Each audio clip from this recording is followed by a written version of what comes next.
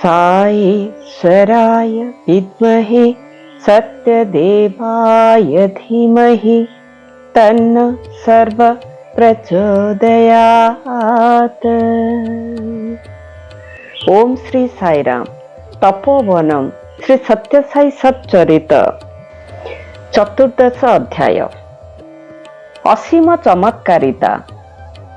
तुमे जिए होइथाओ ना काहींकी, तुमे मोर, मु तुमको परित्याग करिबि नाही। तुमे जेउठारे थिले मध्य मो निकटरे अछ। तुमे मो हाथ पांतारु दूरकू जाई परिबो नाही। बाबा, ए कंढी मानकर सूता गुड़ी को मु टाणी धरिछि। तुमे जेउठारे थिले भी मने रखिथाओ जे तुम गोड़रे बंधा होइथिबा सूताटी मो हातरे अछि। ए कथा कहूथिले शिरडीर साई बाबा। श्री सत्य साई बाबा वर्तमान कामरे देखाउछंती जे से लोकमानकु तांको पाद प्रांतकु टाणी नेउछंती, घर चटिया चढ़ी गोड़रे सूता लगाई टाणिला भली।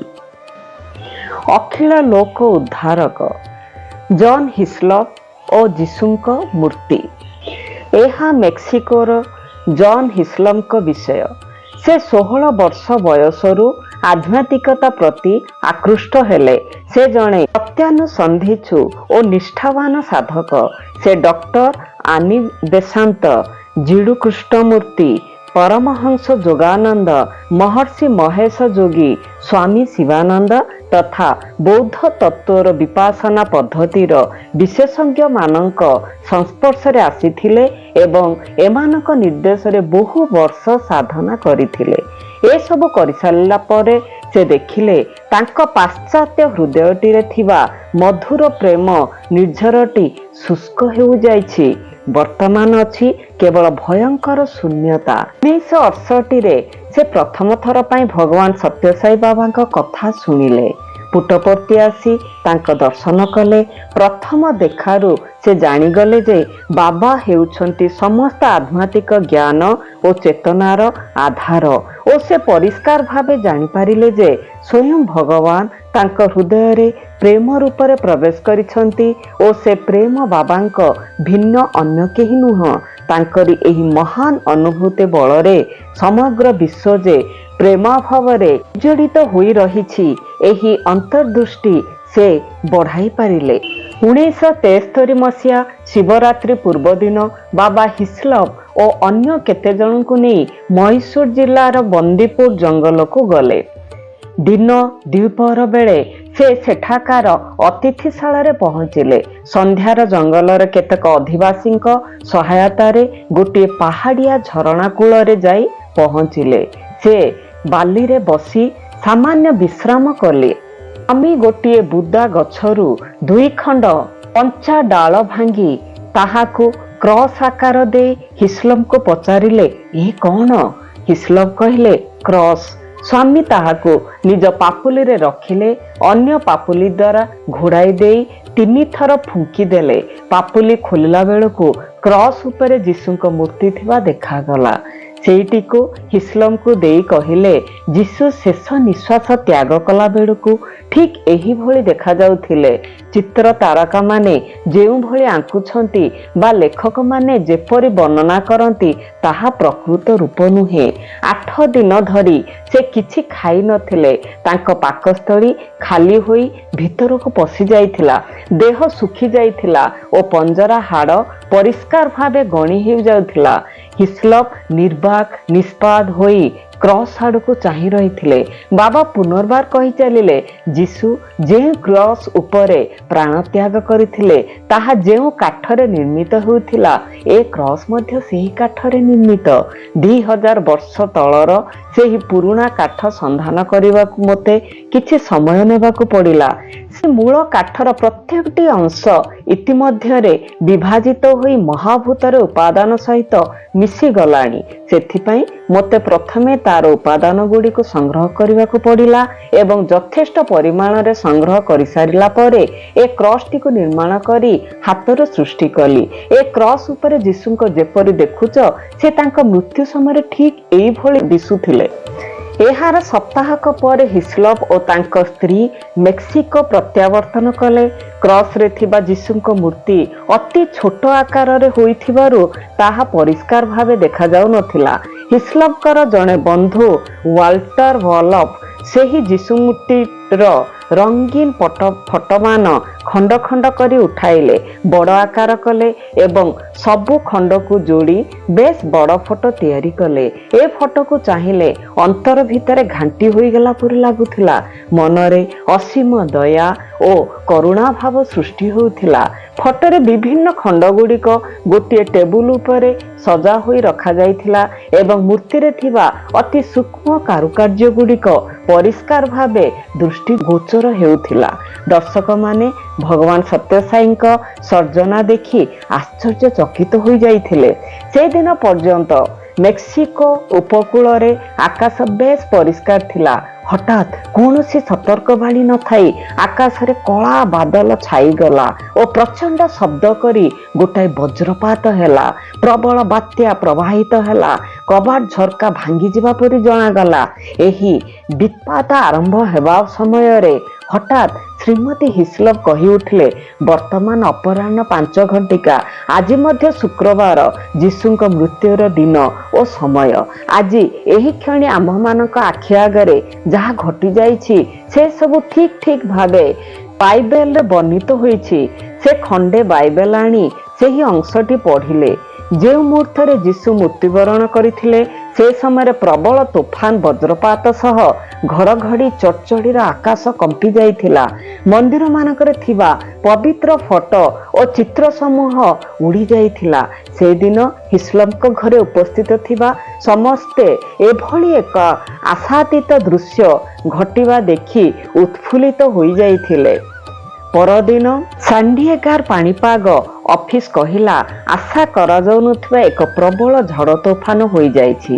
ହିସ୍ଲପ ଓ ତାଙ୍କ ବନ୍ଧୁମାନେ ଅନୁଭବ କଲେ ଯେ 2000 ବର୍ଷ ପୂର୍ବେ ହଠାତ୍ ଘଟିଥିବା ଝଡ଼ ତୋଫାନ ପୁନର୍ବାର ଘଟିବା ସହ ବାବା ସୃଷ୍ଟି କରି ଦେଇଥିବା କ୍ରସର କିଛି ସମ୍ବନ୍ଧ ଅଛି ବୋଧହୁଏ। ଏ କଥା ଡକ୍ଟର ଫନିବନ୍ଦା ବାବାଙ୍କୁ ଜଣାଇବା ବେଳେ ସ୍ୱାମୀ ସେଥିରେ ଆସ୍ଥିବାଚକ ଉତ୍ତର ଦେଇ କହିଲେ, ହିସ୍ଲପ ଓ ତାଙ୍କ ବନ୍ଧୁମାନେ ଯାହା ଭାବିଛନ୍ତି ତାହା ପ୍ରକୃତରେ ସତ୍ୟ ଓ ଠିକ୍ ଏହିଭଳି ଘଟଣା 2000 ବର୍ଷ ପୂର୍ବେ ଘଟିଥିଲା। ଅଲ୍ଡୁକର ଜଣେ ମହାକାଶ ଯନ୍ତ୍ରୀ ଆମେରିକା ଦେଶରକ୍ଷା ବିଭାଗର କ୍ଷେପଣାସ୍ତ୍ର କେନ୍ଦ୍ରରେ କାମ କରୁଥିଲେ। ସେ ମଧ୍ୟ ଆମେରିକା ବିମାନ ବାହିନୀର ଓ ତାଙ୍କ ଦେଶର ଜାତୀୟ ମହାକାଶ ଓ ପ୍ରଶାସନ ବିଭାଗର ପରାମର୍ଶଦାତା ଥିଲେ। କିଛି ବର୍ଷ ପୂର୍ବେ ଅଲ୍ଡୁକର ତାଙ୍କ ଜଣେ ସାଙ୍ଗ ସହିତ ସବୁଜିମା ଭରା ସିଏରା ନେଭାଡା ପର୍ବତ ଅଞ୍ଚଳରେ ଖୁସିରେ ଗଗନ ବିହାର କରୁଥିଲେ। ସେହିଭଳି କିଛି ନିର୍ଦ୍ଦିଷ୍ଟ କାର୍ଯ୍ୟକ୍ରମ ନଥିଲା। କେବଳ ସେ ଅଞ୍ଚଳରେ ପ୍ରାକୃତିକ ଶୋଭା ଉପଭୋଗ କରି ମନ ଖୁସି କରିବା ପାଇଁ ଦୁଇ ବନ୍ଧୁ ଯାଇଥିଲେ। ପ୍ରାୟ 45 ମିନିଟ ମଧ୍ୟରେ ସେମାନେ 150 ମାଇଲ ଯାତ୍ରା କରିଯାଇଥିଲେ। ଯେତିକି ଯେତିକି ଅଧିକ ଉଡୁଥାନ୍ତି ପ୍ରକୃତି ରାଣୀ ସେତିକି ଅଧିକ ସୌନ୍ଦର୍ଯ୍ୟ ମଣ୍ଡିତ ହୋଇ ତାଙ୍କ ସମ୍ମୁଖରେ ଉଭା ହୋଇଥାଏ। ହଠାତ୍ ତାଙ୍କ ସମ୍ମୁଖରେ ଏକ ବିପଦ ଉପସ୍ଥିତ ହୋଇଗଲା। ପ୍ରବଳ ବେଗରେ ସୃଷ୍ଟି ହୋଇଥିବା ତୋଫାନ ସହ ଘନ କଳା ବାଦଲ ତାଙ୍କ ପଥ ଅବରୋଧ କଲା। ବିଜୁଳି ଓ ବଜ୍ରର ଆଲୋକ ଓ ଶବ୍ଦ ତାଙ୍କ ନିରାପତ୍ତାକୁ ଧମକ ଦେବାକୁ ବସିଲା। ଅଲ୍ଡୁକର ତାଙ୍କ ବିମାନକୁ ପଛକୁ ଫେରାଇ ଆଣିବା ପାଇଁ ଚେଷ୍ଟା କଲେ, କିନ୍ତୁ ଦେଖିଲେ ସେ ଦିଗରେ ମଧ୍ୟ ଘନୀଭୂତ ମେଘ ସହ କଳା ବାଦଲ ବିରାଟ କାନ୍ଥ ଭଳି ତାଙ୍କ ସାମ୍ନାରେ। ଛୋଟ ବିମାନଟି ରକ୍ଷା ପାଇବାର ଆଶା ହରାଇଗଲା। ପ୍ରବଳ ତୋଫାନର ବେଗ ଓ ପ୍ରତିକୂଳ ପାଗକୁ ନିଜ ବିମାନଟିକୁ ବଞ୍ଚାଇବାକୁ ସେ ପ୍ରବଳ ସଂଗ୍ରାମ କଲେ। ତାଙ୍କ ଅତୁଳନୀୟ ସଂଗ୍ରାମ 2 ଘଣ୍ଟା ଧରି ଚାଲିଲା। ସେମାନେ ବର୍ତ୍ତମାନ ଯେଉଁ ଅଞ୍ଚଳ ଉପରେ ଉଡୁଥିଲେ ତାହା ଏକ ପାର୍ବତ୍ୟ ଅଞ୍ଚଳ ଥିଲା ଓ ସେଥିରେ 1200 ଫୁଟ ଉଚ୍ଚର ପର୍ବତ ଶୃଙ୍ଗମାନ ଥିଲା।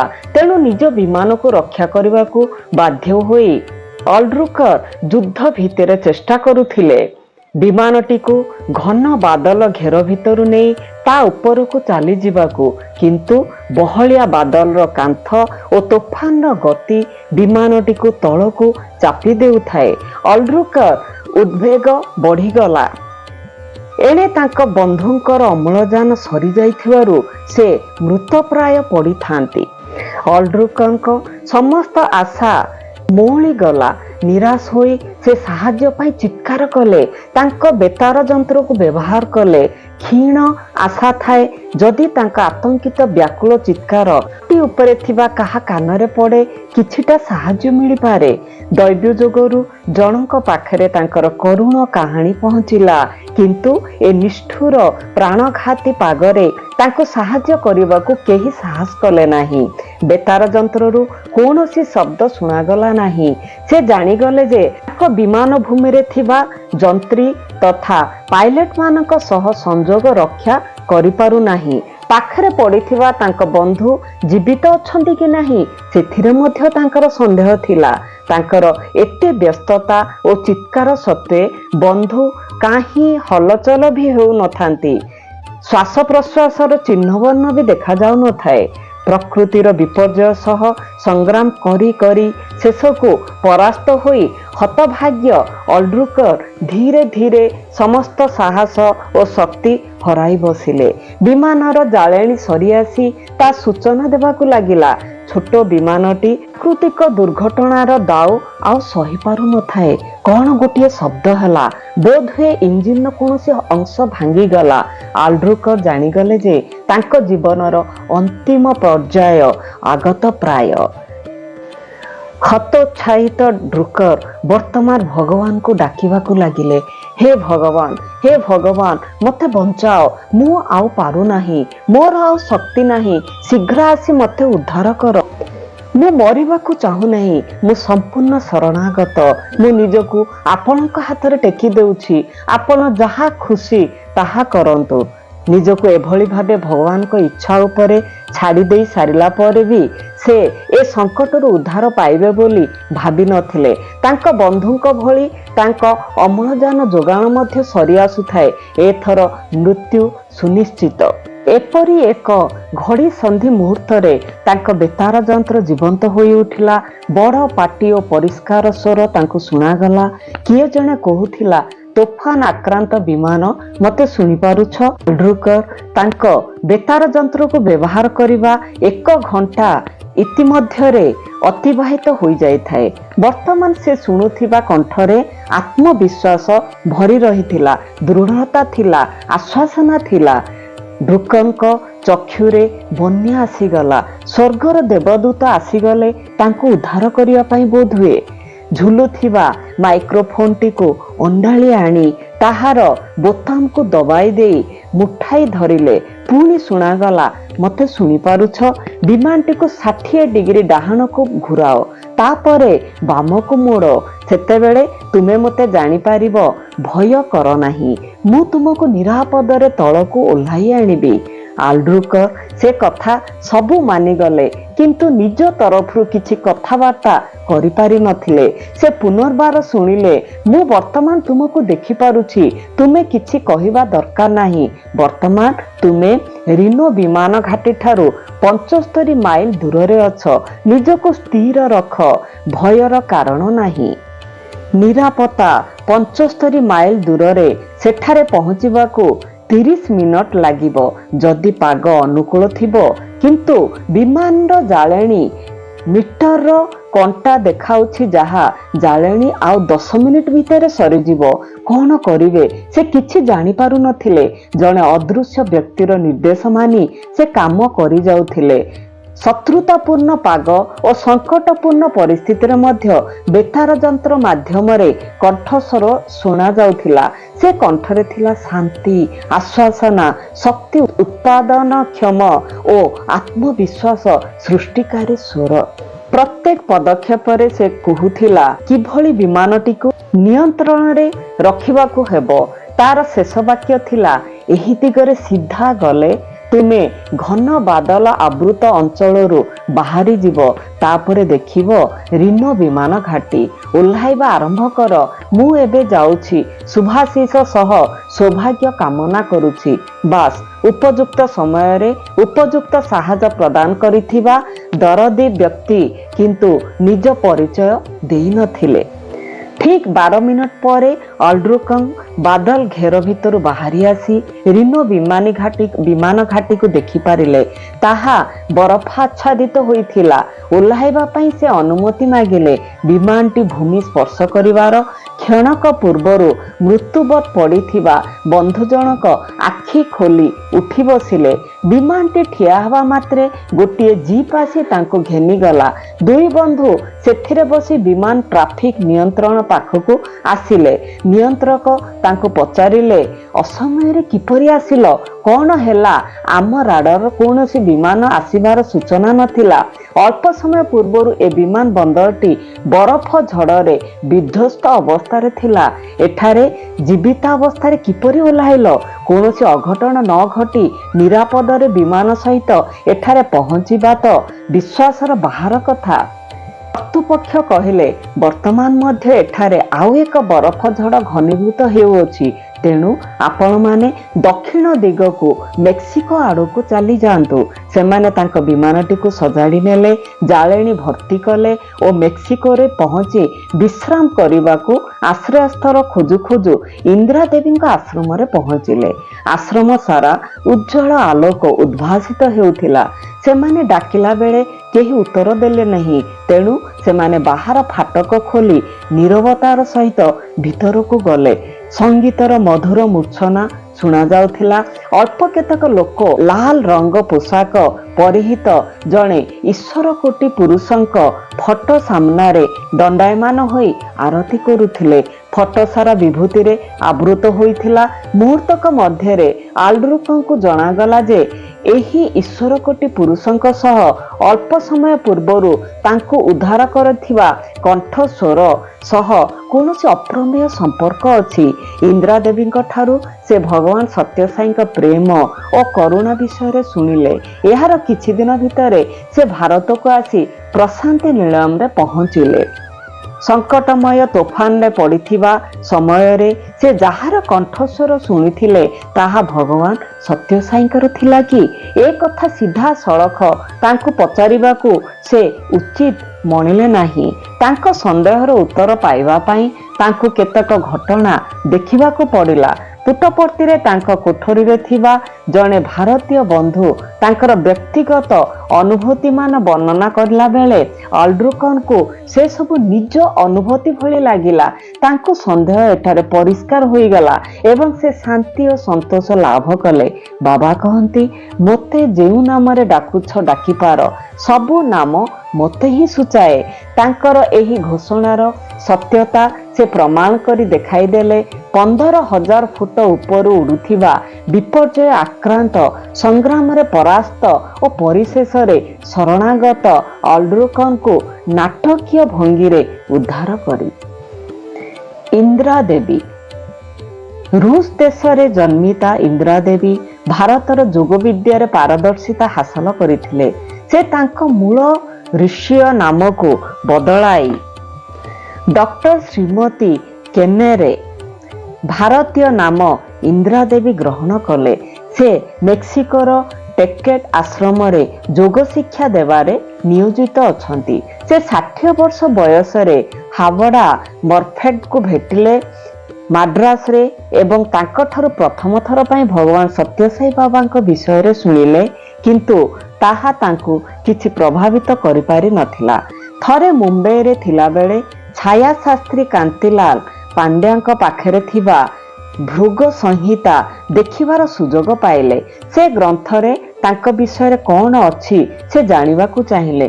ତାଙ୍କ ପାଇଁ ଉଦ୍ଦିଷ୍ଟ ଲେଖାରେ ବାହାରିଲା, ବିଗତ ଜନ୍ମର ବହୁ ସଞ୍ଚିତ ପୁଣ୍ୟ ଫଳରେ ତୁମେ ଜଣେ ଅତି ବିଶିଷ୍ଟ ଆଧ୍ୟାତ୍ମିକ ପୁରୁଷଙ୍କ ଦର୍ଶନ ଲାଭ କରିବ। ବର୍ତ୍ତମାନ ମଧ୍ୟ ତୁମେ ତାଙ୍କରି ସୁରକ୍ଷା ଲାଭ କରୁଅଛ। ବିଶେଷ ଦ୍ରଷ୍ଟବ୍ୟ ସ୍ଥାନରେ ଲେଖାଥିଲା, ଅତି ବିଶିଷ୍ଟ ଆଧ୍ୟାତ୍ମିକ ପୁରୁଷ ଅର୍ଥାତ୍ ଭଗବାନ ସ୍ୱୟଂ। 1966ରେ ସେ ତାଙ୍କ 66ତମ ବୟସର ପ୍ରଥମ ଥର ପାଇଁ ଭଗବାନ ଶ୍ରୀ ସତ୍ୟସାଇ ବାବାଙ୍କ ଦର୍ଶନ ଲାଭ କଲେ। ପ୍ରଥମ ଦର୍ଶନରୁ ସ୍ୱାମୀଙ୍କ ଦୈବତ୍ୱ ଉପରେ ତାଙ୍କର ସମ୍ପୂର୍ଣ୍ଣ ଆସ୍ଥା ଓ ବିଶ୍ୱାସ ଆସିଯାଇଥିଲା। ସ୍ୱାମୀ ତାଙ୍କୁ ସାକ୍ଷାତକାର ଦେଇ ପଚାରିଲେ, କ'ଣ ପାଇବାକୁ ଚାହୁଁଛ? ସେ କୌଣସି ସାଂସାରିକ ବସ୍ତୁ ବା ଏପରିକି ମୋକ୍ଷ ମଧ୍ୟ ଚାହିଁଲେ ନାହିଁ। ସେ କେବଳ କହିଲେ, ସ୍ୱାମୀ, ମୋ ଅନ୍ତରରେ ଆଧ୍ୟାତ୍ମିକ ପ୍ରଦୀପ ଜଳାଇ ଦିଅନ୍ତୁ। ସ୍ୱାମୀ ଗୋଟିଏ ଲକେଟ୍ ଓ ବିଭୂତି ସୃଷ୍ଟି କରି ତାଙ୍କୁ ଦେଲେ ଏବଂ ଆଶ୍ୱାସନା ଦେଇ କହିଲେ, ତୋର ଯେତେବେଳେ ଯାହା ଦରକାର ମୋତେ ମାଗିବୁ। ଆମ ଭିତରେ ଭୌତିକ ଦୂରତା ଯେତେ ଅଧିକ ଥାଉ ପଛକେ ମୁଁ ତୋ ପ୍ରାର୍ଥନା ଶୁଣିବି। ମୁଁ ସଦାସର୍ବଦା ତୋ ପାଖେ ପାଖେ ଥିବି। ଥରେ ମେକ୍ସିକୋର ପାର୍ବତ୍ୟ ଅଞ୍ଚଳରେ ଭୀଷଣ ଅଗ୍ନିକାଣ୍ଡ ଘଟିଲା। ହଜାର ହଜାର ଘର ତଥା ଏକର ଏକର ଜଙ୍ଗଲ ଜଳି ପୋଡ଼ି ନାଶ ହୋଇଗଲା। ଭୟ ହେଲା ଏ ଅଗ୍ନିକାଣ୍ଡ ଦ୍ୱାରା ମେକ୍ସିକୋର ସାଇ ସଂସ୍ଥା ମଧ୍ୟ ଜଳି ଯାଇଥିବ କି? ସେ ଅଗ୍ନିର ଭୟାବହତା ଏତେ ବେଶୀ ଥିଲା ଯେ ଅନେକ ଲୋକ ସେମାନଙ୍କ ଘର ତଥା ଆସବାବପତ୍ର ଛାଡ଼ି ଜୀବନ ବଞ୍ଚାଇବା ପାଇଁ ଅନ୍ୟତ୍ର ପଳାୟନ କରିଥିଲେ। ଗୋଟିଏ ଗାଡ଼ିରେ ଯାଇ ସେମାନେ ଏକ ପର୍ବତ ଉପରେ ପହଞ୍ଚିଲେ ଏବଂ ସେଠାରେ ଗୋଟିଏ ଘରେ ବିଶ୍ରାମ ନେଲେ। ସେଠାରେ 4 ଘଣ୍ଟା ବିତାଇଲେ ଓ ସାଇବାବାଙ୍କୁ ପ୍ରାର୍ଥନା କଲେ। ସେମାନେ ଥିବା ପାହାଡ଼ର ତଳେ ଚାରିଆଡ଼େ ନିଆଁ ଜଳୁଥାଏ। ଶେଷରେ ସେ ନିଆଁ ଲିଭିବା ଆରମ୍ଭ ହେଲା। କିଛି ସମୟ ପରେ ଏମାନେ ସବୁ କିଛି ଚାଲି ଯାଇଥିବ ଭାବି ଫେରିଲେ।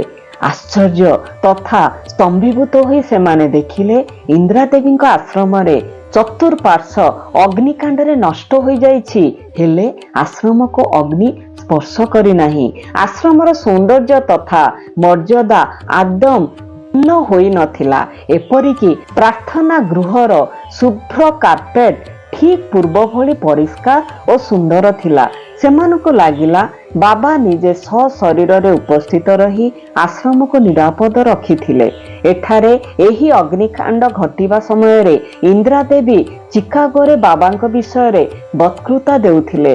ସେ ସେଠାର ଟେଲିଭିଜନରେ ଏହି ଅଗ୍ନିକାଣ୍ଡର ଭୟାବହତା ଦେଖିଲେ। ଖବରକାଗଜ ମାଧ୍ୟମରେ ସେ ଜାଣିଲେ ଯେ ଅଗ୍ନିକାଣ୍ଡ ତାଙ୍କ ଆଶ୍ରମ ନିକଟରେ ହିଁ ଘଟିଯାଇଛି। କିନ୍ତୁ ସେ ଆଦୌ ବିଚଳିତ ହୋଇନଥିଲେ। ସେ ଭାବିଲେ ସେ ଆଶ୍ରମ ଭଗବାନଙ୍କର, ସେ ତାଙ୍କ ଇଚ୍ଛାରେ ତାହାକୁ ଯାହା କରିବେ। ସେ ଯଦି ଚାହାନ୍ତି ଯେ ଆଶ୍ରମ ଜଳିଯାଉ ତାହେଲେ ସେଇଆ ହେଉ। ତାଙ୍କ ଅଟଳ ବିଶ୍ୱାସ ଅନୁସାରେ ଆଶ୍ରମ ସମ୍ପୂର୍ଣ୍ଣ ନିରାପଦ ଅବସ୍ଥାରେ ରହିଥିଲା। କିଛି ଦିନ ପରେ ସେ ବାବାଙ୍କ ପାଖରୁ ଗୋଟିଏ ନିମନ୍ତ୍ରଣ ପାଇଲେ ଅନନ୍ତପୁର ମହିଳା କଲେଜ ଉଦ୍ଘାଟନ କରିବା ପାଇଁ।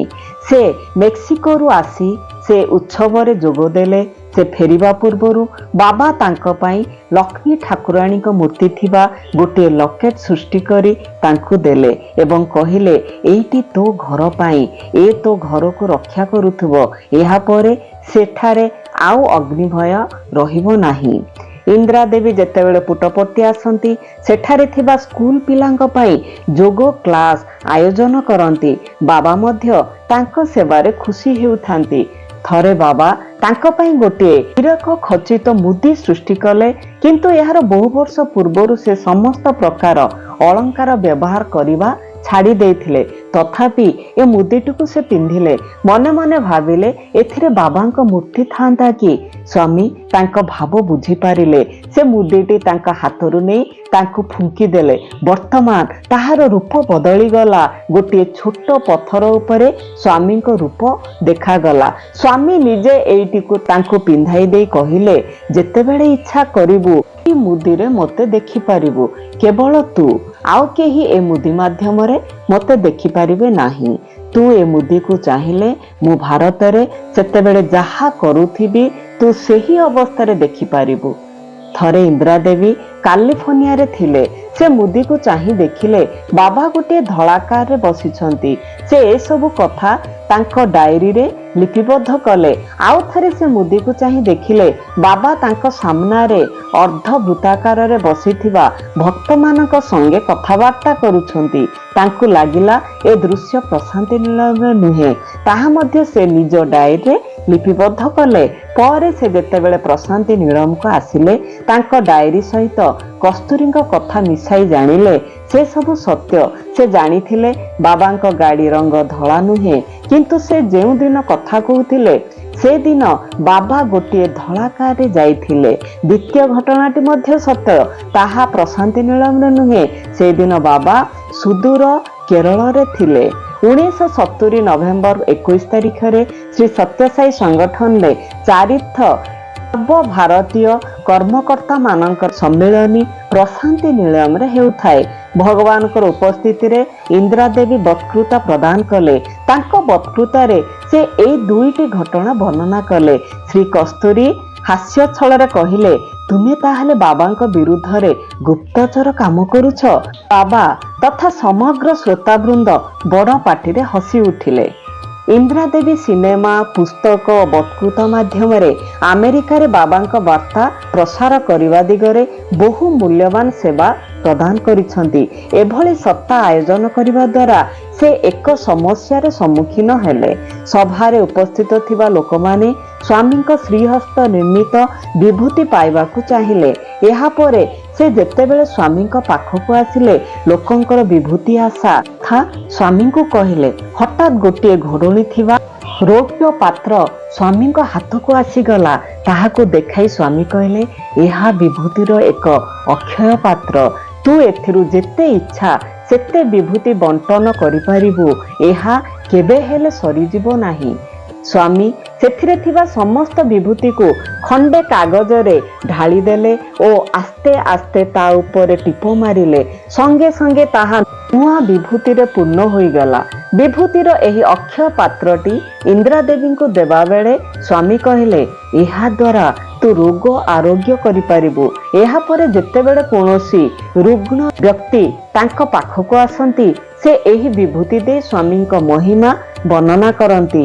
ଏହି ସରଳ ଚିକିତ୍ସା ଦ୍ୱାରା ବହୁ ଲୋକ ସ୍ୱାସ୍ଥ୍ୟ ଫେରି ପାଉଥିଲେ। 1959 ଶିବରାତ୍ରିରେ ଇନ୍ଦ୍ରା ଦେବୀ ପ୍ରଶାନ୍ତି ନିଳୟମ ଆସିଥିଲେ। ସ୍ୱାମୀ ଇନ୍ଦ୍ରା ଦେବୀଙ୍କ ସହିତ ୱାଲ୍ଟର କାୱାନ, ଏଲ୍ସି କାୱାନ ଏବଂ ଅନ୍ୟ କେତେକଙ୍କୁ ସାକ୍ଷାତକାର କକ୍ଷକୁ ନିମନ୍ତ୍ରଣ କଲେ। କିଛି ଆଧ୍ୟାତ୍ମିକ ବିଷୟ ଆଲୋଚନା କରିସାରିବା ପରେ ସ୍ୱାମୀ 108 ମୁକ୍ତାମାଳି ଥିବା ଏକ ଜପମାଳ ସୃଷ୍ଟି କଲେ ଓ ସେମାନଙ୍କୁ ଦେଖାଇଲେ। ସମସ୍ତେ ଭାବୁଥାନ୍ତି ବାବା ଏଇଟିକୁ କାହାକୁ ଦେବେ। ବାବା କହିଲେ, ଏ କୌଣସି ସାଧାରଣ ମାଳ ନୁହେଁ, ଏହାର ଶକ୍ତି ଅନନ୍ୟ। ଏହା ଦ୍ୱାରା ବହୁ ପୁରାତନ ରୋଗ ଆରୋଗ୍ୟ ହୋଇଯିବ। ଇନ୍ଦ୍ରା ଦେବୀ ଯେଉଁ ସେବା କରୁଛି ଏଇଟି ତା ପାଇଁ ଅତି ଆବଶ୍ୟକ। ଅମୂଲ୍ୟ ମାଳଟି ବାବା ଇନ୍ଦ୍ରା ଦେବୀଙ୍କୁ ଉପହାର ଦେଲେ। ତାଙ୍କ ନୟନରୁ ବିନ୍ଦୁ ବିନ୍ଦୁ ହୋଇ ଆନନ୍ଦାଶ୍ରୁ ଝରି ପଡୁଥାଏ। ସେହି ଅବସ୍ଥାରେ ସେ ପଚାରିଲେ, ସ୍ୱାମୀ ଏହି ମାଳ ସାହାଯ୍ୟରେ ଯେକୌଣସି ରୋଗ ଭଲ ହେଇପାରିବ? ବାବା କହିଲେ, ପୂର୍ବ ଜନ୍ମର ଦୁଷ୍କର୍ମରୁ ଅନିତ ରୋଗ ଛଡ଼ା ଅନ୍ୟ ସମସ୍ତ ପ୍ରକାର ରୋଗ ଏହା ଦ୍ୱାରା ଭଲ ହୋଇଯିବ। ପୂର୍ବ କର୍ମ ଫଳରୁ କଷ୍ଟ ପାଉଥିବା ଲୋକଙ୍କ ପାଇଁ ମୁଁ କିଛି କରିବି ନାହିଁ। ଇନ୍ଦ୍ରା ଦେବୀଙ୍କ ଯୋଗ କେନ୍ଦ୍ରରେ ହେଉଥିବା ଭଜନରେ ଉପସ୍ଥାନ ବଢ଼ିବାରେ ଲାଗିଲା। ସେମାନଙ୍କ ମଧ୍ୟରୁ କେତେକ ଗୁରୁମନ୍ତ୍ର ପାଇବା ପାଇଁ ଇନ୍ଦ୍ରା ଦେବୀଙ୍କୁ ଅନୁରୋଧ କଲେ। ଏ ପ୍ରକାର ଅନୁରୋଧର ଉତ୍ତର ଦେଇ ନ ପାରି ସେ ଥରେ ଏ ସମସ୍ୟା ବାବଦରେ ସ୍ୱାମୀଙ୍କୁ ଜଣାଇଲେ। ସ୍ୱାମୀ କହିଲେ, ସବୁଠାରୁ ଶକ୍ତିଶାଳୀ ମନ୍ତ୍ର ହେଉଛି ଓମ୍। କିନ୍ତୁ ତୁ ଜାଣିଛୁ, ଏ ମନ୍ତ୍ରକୁ ଯାହାକୁ ଇଚ୍ଛା ତାହାକୁ ଦେଇ ହେବ ନାହିଁ। ଯେତେବେଳେ କେହି ମନ୍ତ୍ର ଦୀକ୍ଷା ପାଇଁ ଆଗ୍ରହ ପ୍ରକାଶ କରିବେ, ସେତେବେଳେ ତୋ ମୁଦି ଜରିଆରେ ମୋତେ ଚାହିଁ ପଚାରିବୁ। ସେତେବେଳେ ତୋ ମନକୁ ଯେଉଁ ମନ୍ତ୍ର ଆସିଯିବ ତାହା ଦେଇପାରିବୁ। ତାହା ମୋ ପାଖରୁ ଯାଉଥିବା ମନ୍ତ୍ର ସହ ସମାନ ହେବ। ଏହି କଥା କହି ସେ ଇନ୍ଦ୍ରା ଦେବୀଙ୍କୁ ମନ୍ତ୍ର ଦୀକ୍ଷା ଦେବାର ଯୋଗ୍ୟତା ପ୍ରଦାନ କରିବା ସହ ଆଧ୍ୟାତ୍ମିକ କର୍ତ୍ତୃତ୍ୱ ପ୍ରଦାନ କଲେ। ଇନ୍ଦ୍ରା ଦେବୀ ଯେତେ କୃପା ଲାଭ କରିଥିଲେ, ସେଥିମଧ୍ୟରୁ ତିନିଟି ବିଶେଷ ଭାବେ ଉଲ୍ଲେଖଯୋଗ୍ୟ। ନିଜ ଇଚ୍ଛା ମୁତାବକ ଯେକୌଣସି ସମୟରେ ସ୍ୱାମୀଙ୍କ ଦର୍ଶନ ଲାଭ କରିବାର ପ୍ରତିଶ୍ରୁତି। ଦ୍ୱିତୀୟରେ ରୋଗୀମାନଙ୍କୁ ଆରୋଗ୍ୟ ପ୍ରଦାନ କରିବାର କ୍ଷମତା ଓ ତୃତୀୟରେ ସବୁଠାରୁ ବଡ଼ କଥା, ଆଗ୍ରହୀ ବ୍ୟକ୍ତିଙ୍କୁ ମନ୍ତ୍ର ଦୀକ୍ଷା ପ୍ରଦାନ କରିବାର ଆଧ୍ୟାତ୍ମିକ କର୍ତ୍ତୃତ୍ୱ।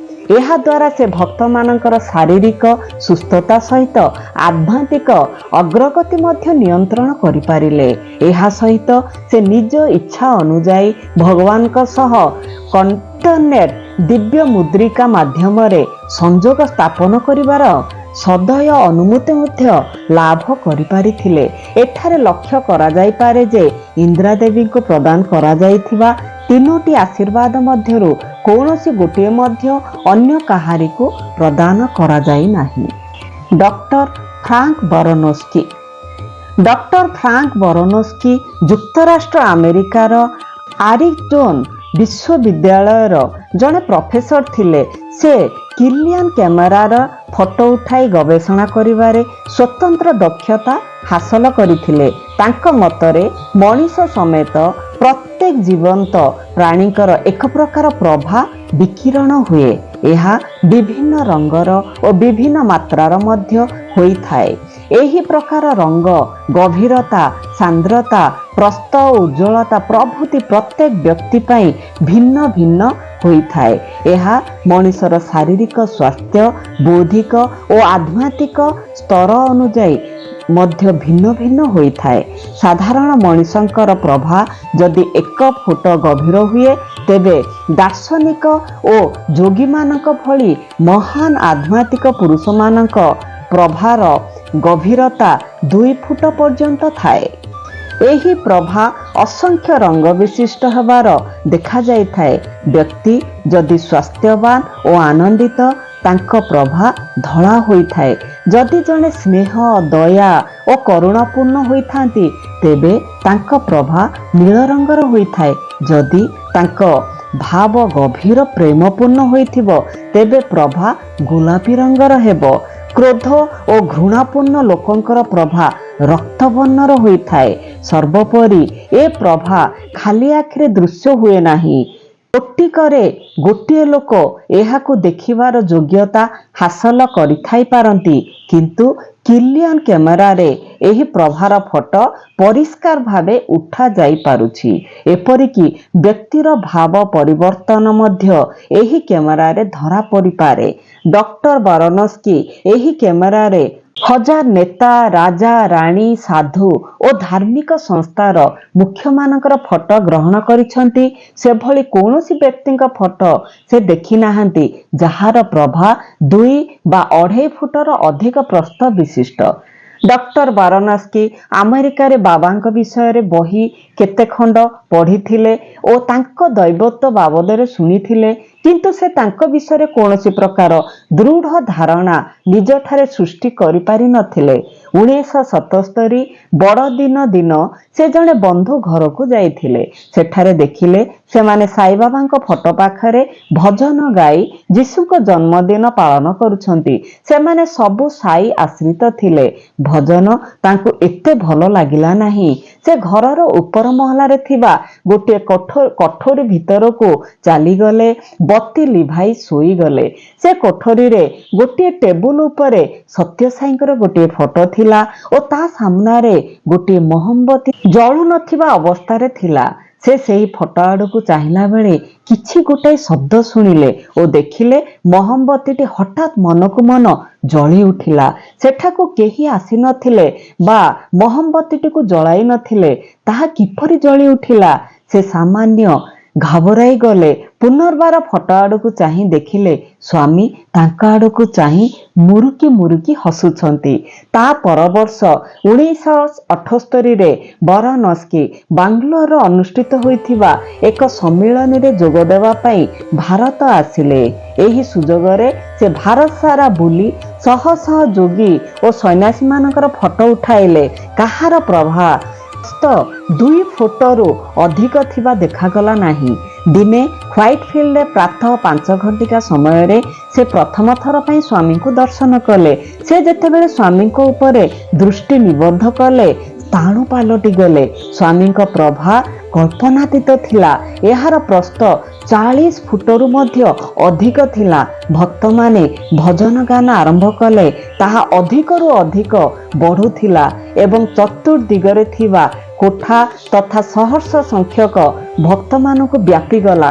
ତାହାର ଉଜ୍ଜ୍ୱଳତା ଏତେ ବେଶୀ ଥିଲା ଯେ ବରନୋସ୍କି ବାବାଙ୍କ ଚତୁର୍ଦିଗକୁ ଚାହିଁ ଖୋଜିଲେ କାହିଁ କେଉଁଠି ଅସଂଖ୍ୟ ଉଜ୍ଜ୍ୱଳ ଆଲୋକ ଖଞ୍ଜା ଯାଇ ନାହିଁ ତ? ସ୍ୱାମୀ ଚାଲିଲା ବେଳେ ସେ ଆଲୋକ ବଳୟ ମଧ୍ୟ ତାଙ୍କ ସହ ଜୀବନ୍ତ ତେଜଦୀପ୍ତ ଏକ କୋଷ ଭଳି ଚାଲୁଥାଏ। ସେ ସିଦ୍ଧାନ୍ତରେ ପହଞ୍ଚିଲେ ଏହା ସ୍ୱାମୀଙ୍କ ସହ ଅଙ୍ଗୀଭୂତ ହୋଇଛି ଏବଂ ଏହା ତାଙ୍କଠାରେ ହିଁ ନିର୍ଗତ ହୋଇଛି। ସେ ସମୟରେ ଗ୍ରୀଷ୍ମ ଶିକ୍ଷା ଶିବିର ଚାଲିଥାଏ। ତେଣୁ ବାରନସ୍କି ସ୍ୱାମୀଙ୍କୁ 3-4 ଦିନ ଧରି ଲକ୍ଷ୍ୟ କରିବାର ସୁଯୋଗ ପାଇଲେ। ଦିନେ ସ୍ୱାମୀ ତାଙ୍କୁ ଡାକି ବକ୍ତୃତା ଦେବା ପାଇଁ କହିଲେ।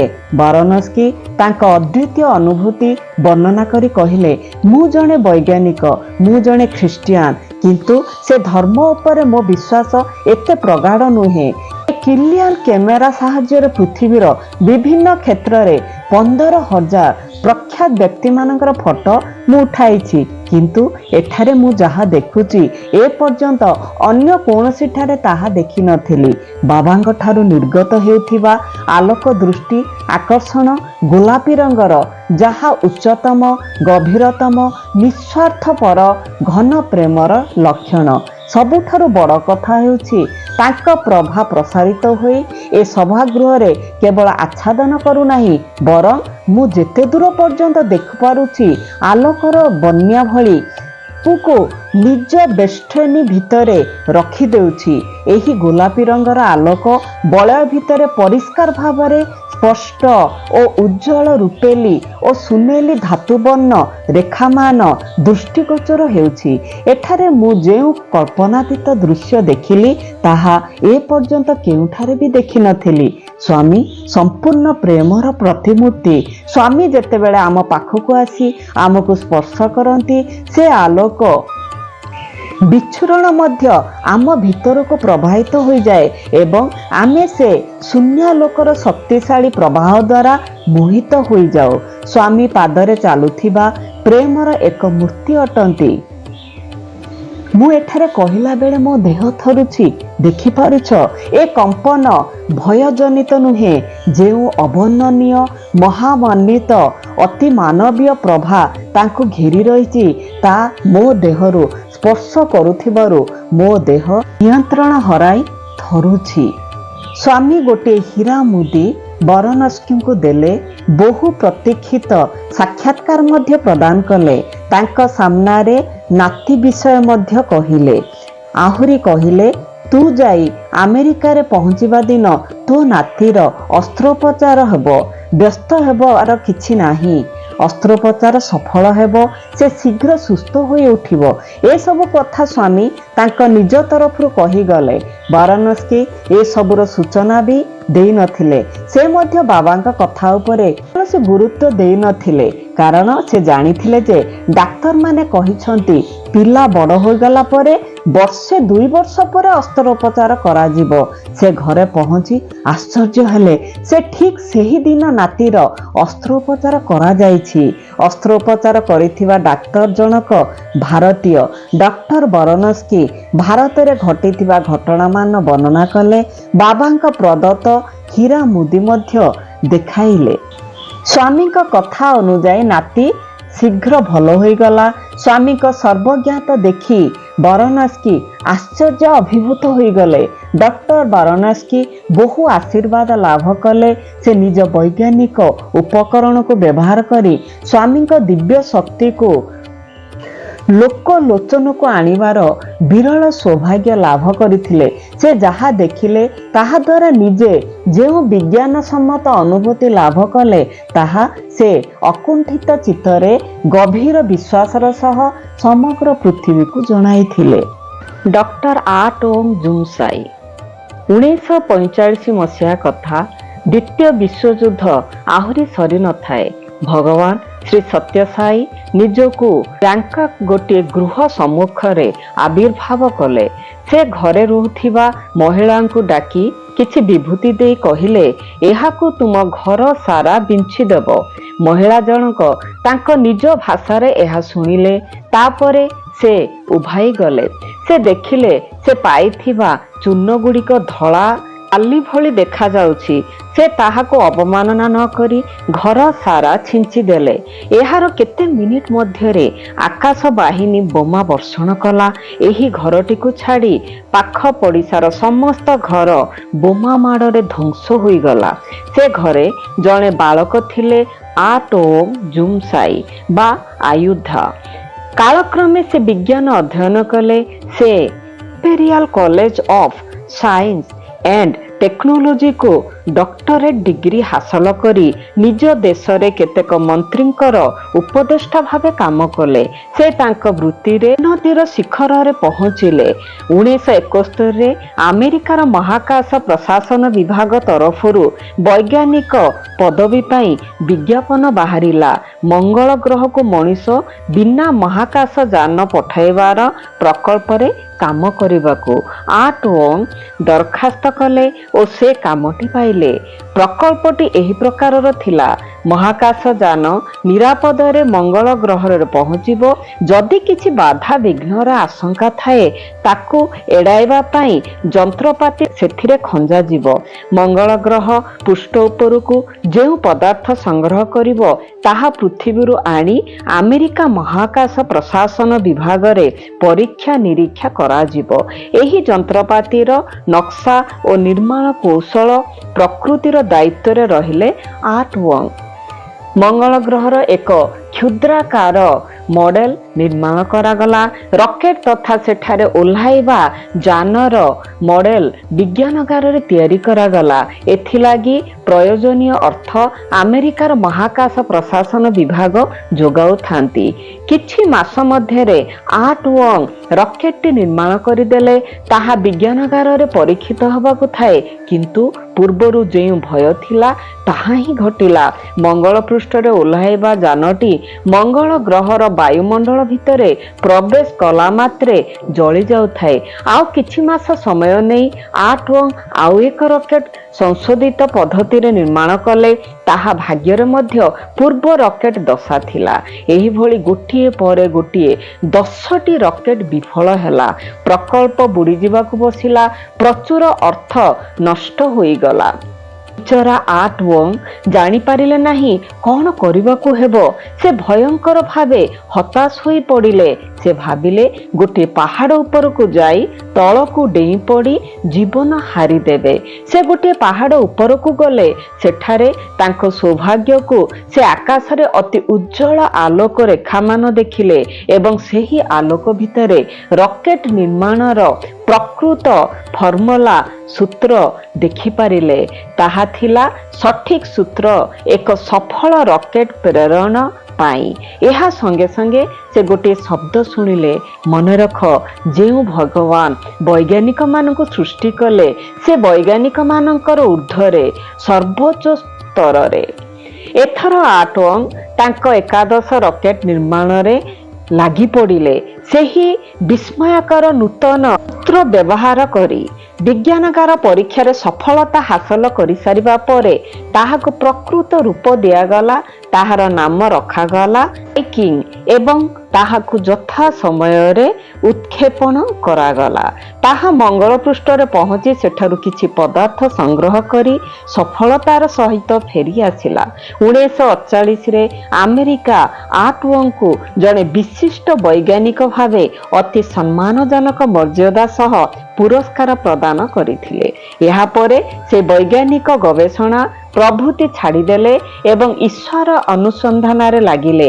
ସେ ତାଙ୍କ ମାଙ୍କ ସହିତ ଭାରତକୁ ଆସିଲେ। ଦିଲ୍ଲୀରେ ଥିବା କେତେକ ବନ୍ଧୁଙ୍କ ପରାମର୍ଶରେ ସେ ହ୍ୱାଇଟ୍ ଫିଲ୍ଡରେ ଆସି ପହଞ୍ଚିଲେ। ମା ଓ ପୁଅକୁ ସ୍ୱାମୀ ସାକ୍ଷାତକାର ପ୍ରଦାନ କଲେ। ସ୍ୱାମୀ ମହିଳାଙ୍କୁ ମନେ ପକାଇ ଦେଲେ। ଦ୍ୱିତୀୟ ବିଶ୍ୱଯୁଦ୍ଧ ସମୟରେ ସେ ତାଙ୍କ ବ୍ୟାଙ୍କକ୍ ସ୍ଥିତ ବାସଗୃହରେ ଯାଇ କିପରି ବିଭୂତି ଦେଇ ଆସିଥିଲେ। ସେ କହିଲେ, ମୁଁ ଦେଇଥିବା ବିଭୂତି ତୁ ଧଳା ବାଲି ବୋଲି ଭାବୁଥିଲୁ। ଆର୍ଟ ୱଙ୍ଗଙ୍କୁ ସ୍ୱାମୀ ବୁଝାଇ ଦେଲେ ଯେ ତାଙ୍କ ଅବତରୀୟ ଲକ୍ଷ୍ୟ ସାଧନ କରିବା ଦିଗରେ କିଭଳି ସୁଯୋଗ୍ୟ ଲୋକମାନଙ୍କୁ ଜନ୍ମ ପରେ ଜନ୍ମ ସେ ନିଜେ ଗଢ଼ି ଆଣୁଛନ୍ତି। ପରିଶେଷରେ ସେ ଆର୍ଟ ୱଙ୍ଗଙ୍କୁ କହିଲେ, ତୁ ଯେତେବେଳେ ଆତ୍ମହତ୍ୟା କରିବାକୁ ଯାଇ ଆମେରିକାର ପାହାଡ଼ ଉପରକୁ ଗଲୁ ସେତେବେଳେ ରକେଟ ଇଞ୍ଜିନ ନିର୍ମାଣ କରିବାର ଫର୍ମୁଲା ତୋତେ କିଏ ଦେଇଥିଲା? ସ୍ୱାମୀଙ୍କ କଣ୍ଠସ୍ୱର ଶୁଣି ଆର୍ଟ ମନେ ପକାଇଲେ ପ୍ରକୃତରେ ଆତ୍ମହତ୍ୟା କରିବାକୁ ଯିବାବେଳେ ସେ ଯେଉଁ ବାକ୍ୟ ଶୁଣିଲେ ତାହା ମଧ୍ୟ ଏକ କଣ୍ଠସ୍ୱର ବିଶିଷ୍ଟ ଥିଲା। ସେ ସ୍ୱାମୀଙ୍କ ପାଦ ଧରି ପଡ଼ିଗଲେ ଏବଂ କହିଲେ, ମୁଁ ଏବେ ଆପଣଙ୍କ ଦିବ୍ୟ ଅବତାରୀୟ ତତ୍ତ୍ୱ ବୁଝିପାରିଲିଣି। ମୋତେ ଆପଣ ନିଜ ଇଚ୍ଛା ଅନୁସାରେ ଯେଉଁ କାମରେ ବ୍ୟବହାର କରିବେ କରନ୍ତୁ। ଭଗବାନ ଆର୍ଟୱଙ୍ଗଙ୍କୁ ସତ୍ୟସାଇ ସଂଗଠନର 12ଟି ପାଶ୍ଚାତ୍ୟ ଦେଶର ଆଧ୍ୟାତ୍ମିକ ଶିକ୍ଷା ଓ ମାନବୀୟ ମୂଲ୍ୟବୋଧ ଶିକ୍ଷାର ପ୍ରସାର କରିବା କାମରେ ଦାୟିତ୍ୱ ଦେଲେ। ଶେଷକୁ ଆଶ୍ୱାସନା ଦେଇ କହିଲେ, ତୁ ମୋ କାମ କର, ମୁଁ ତୋ ବ୍ୟବସାୟ କଥା ବୁଝିବି। ଅତି ଶୀଘ୍ର ନାଟକୀୟ ଘଟଣାମାନ ଘଟିବାରେ ଲାଗିଲା।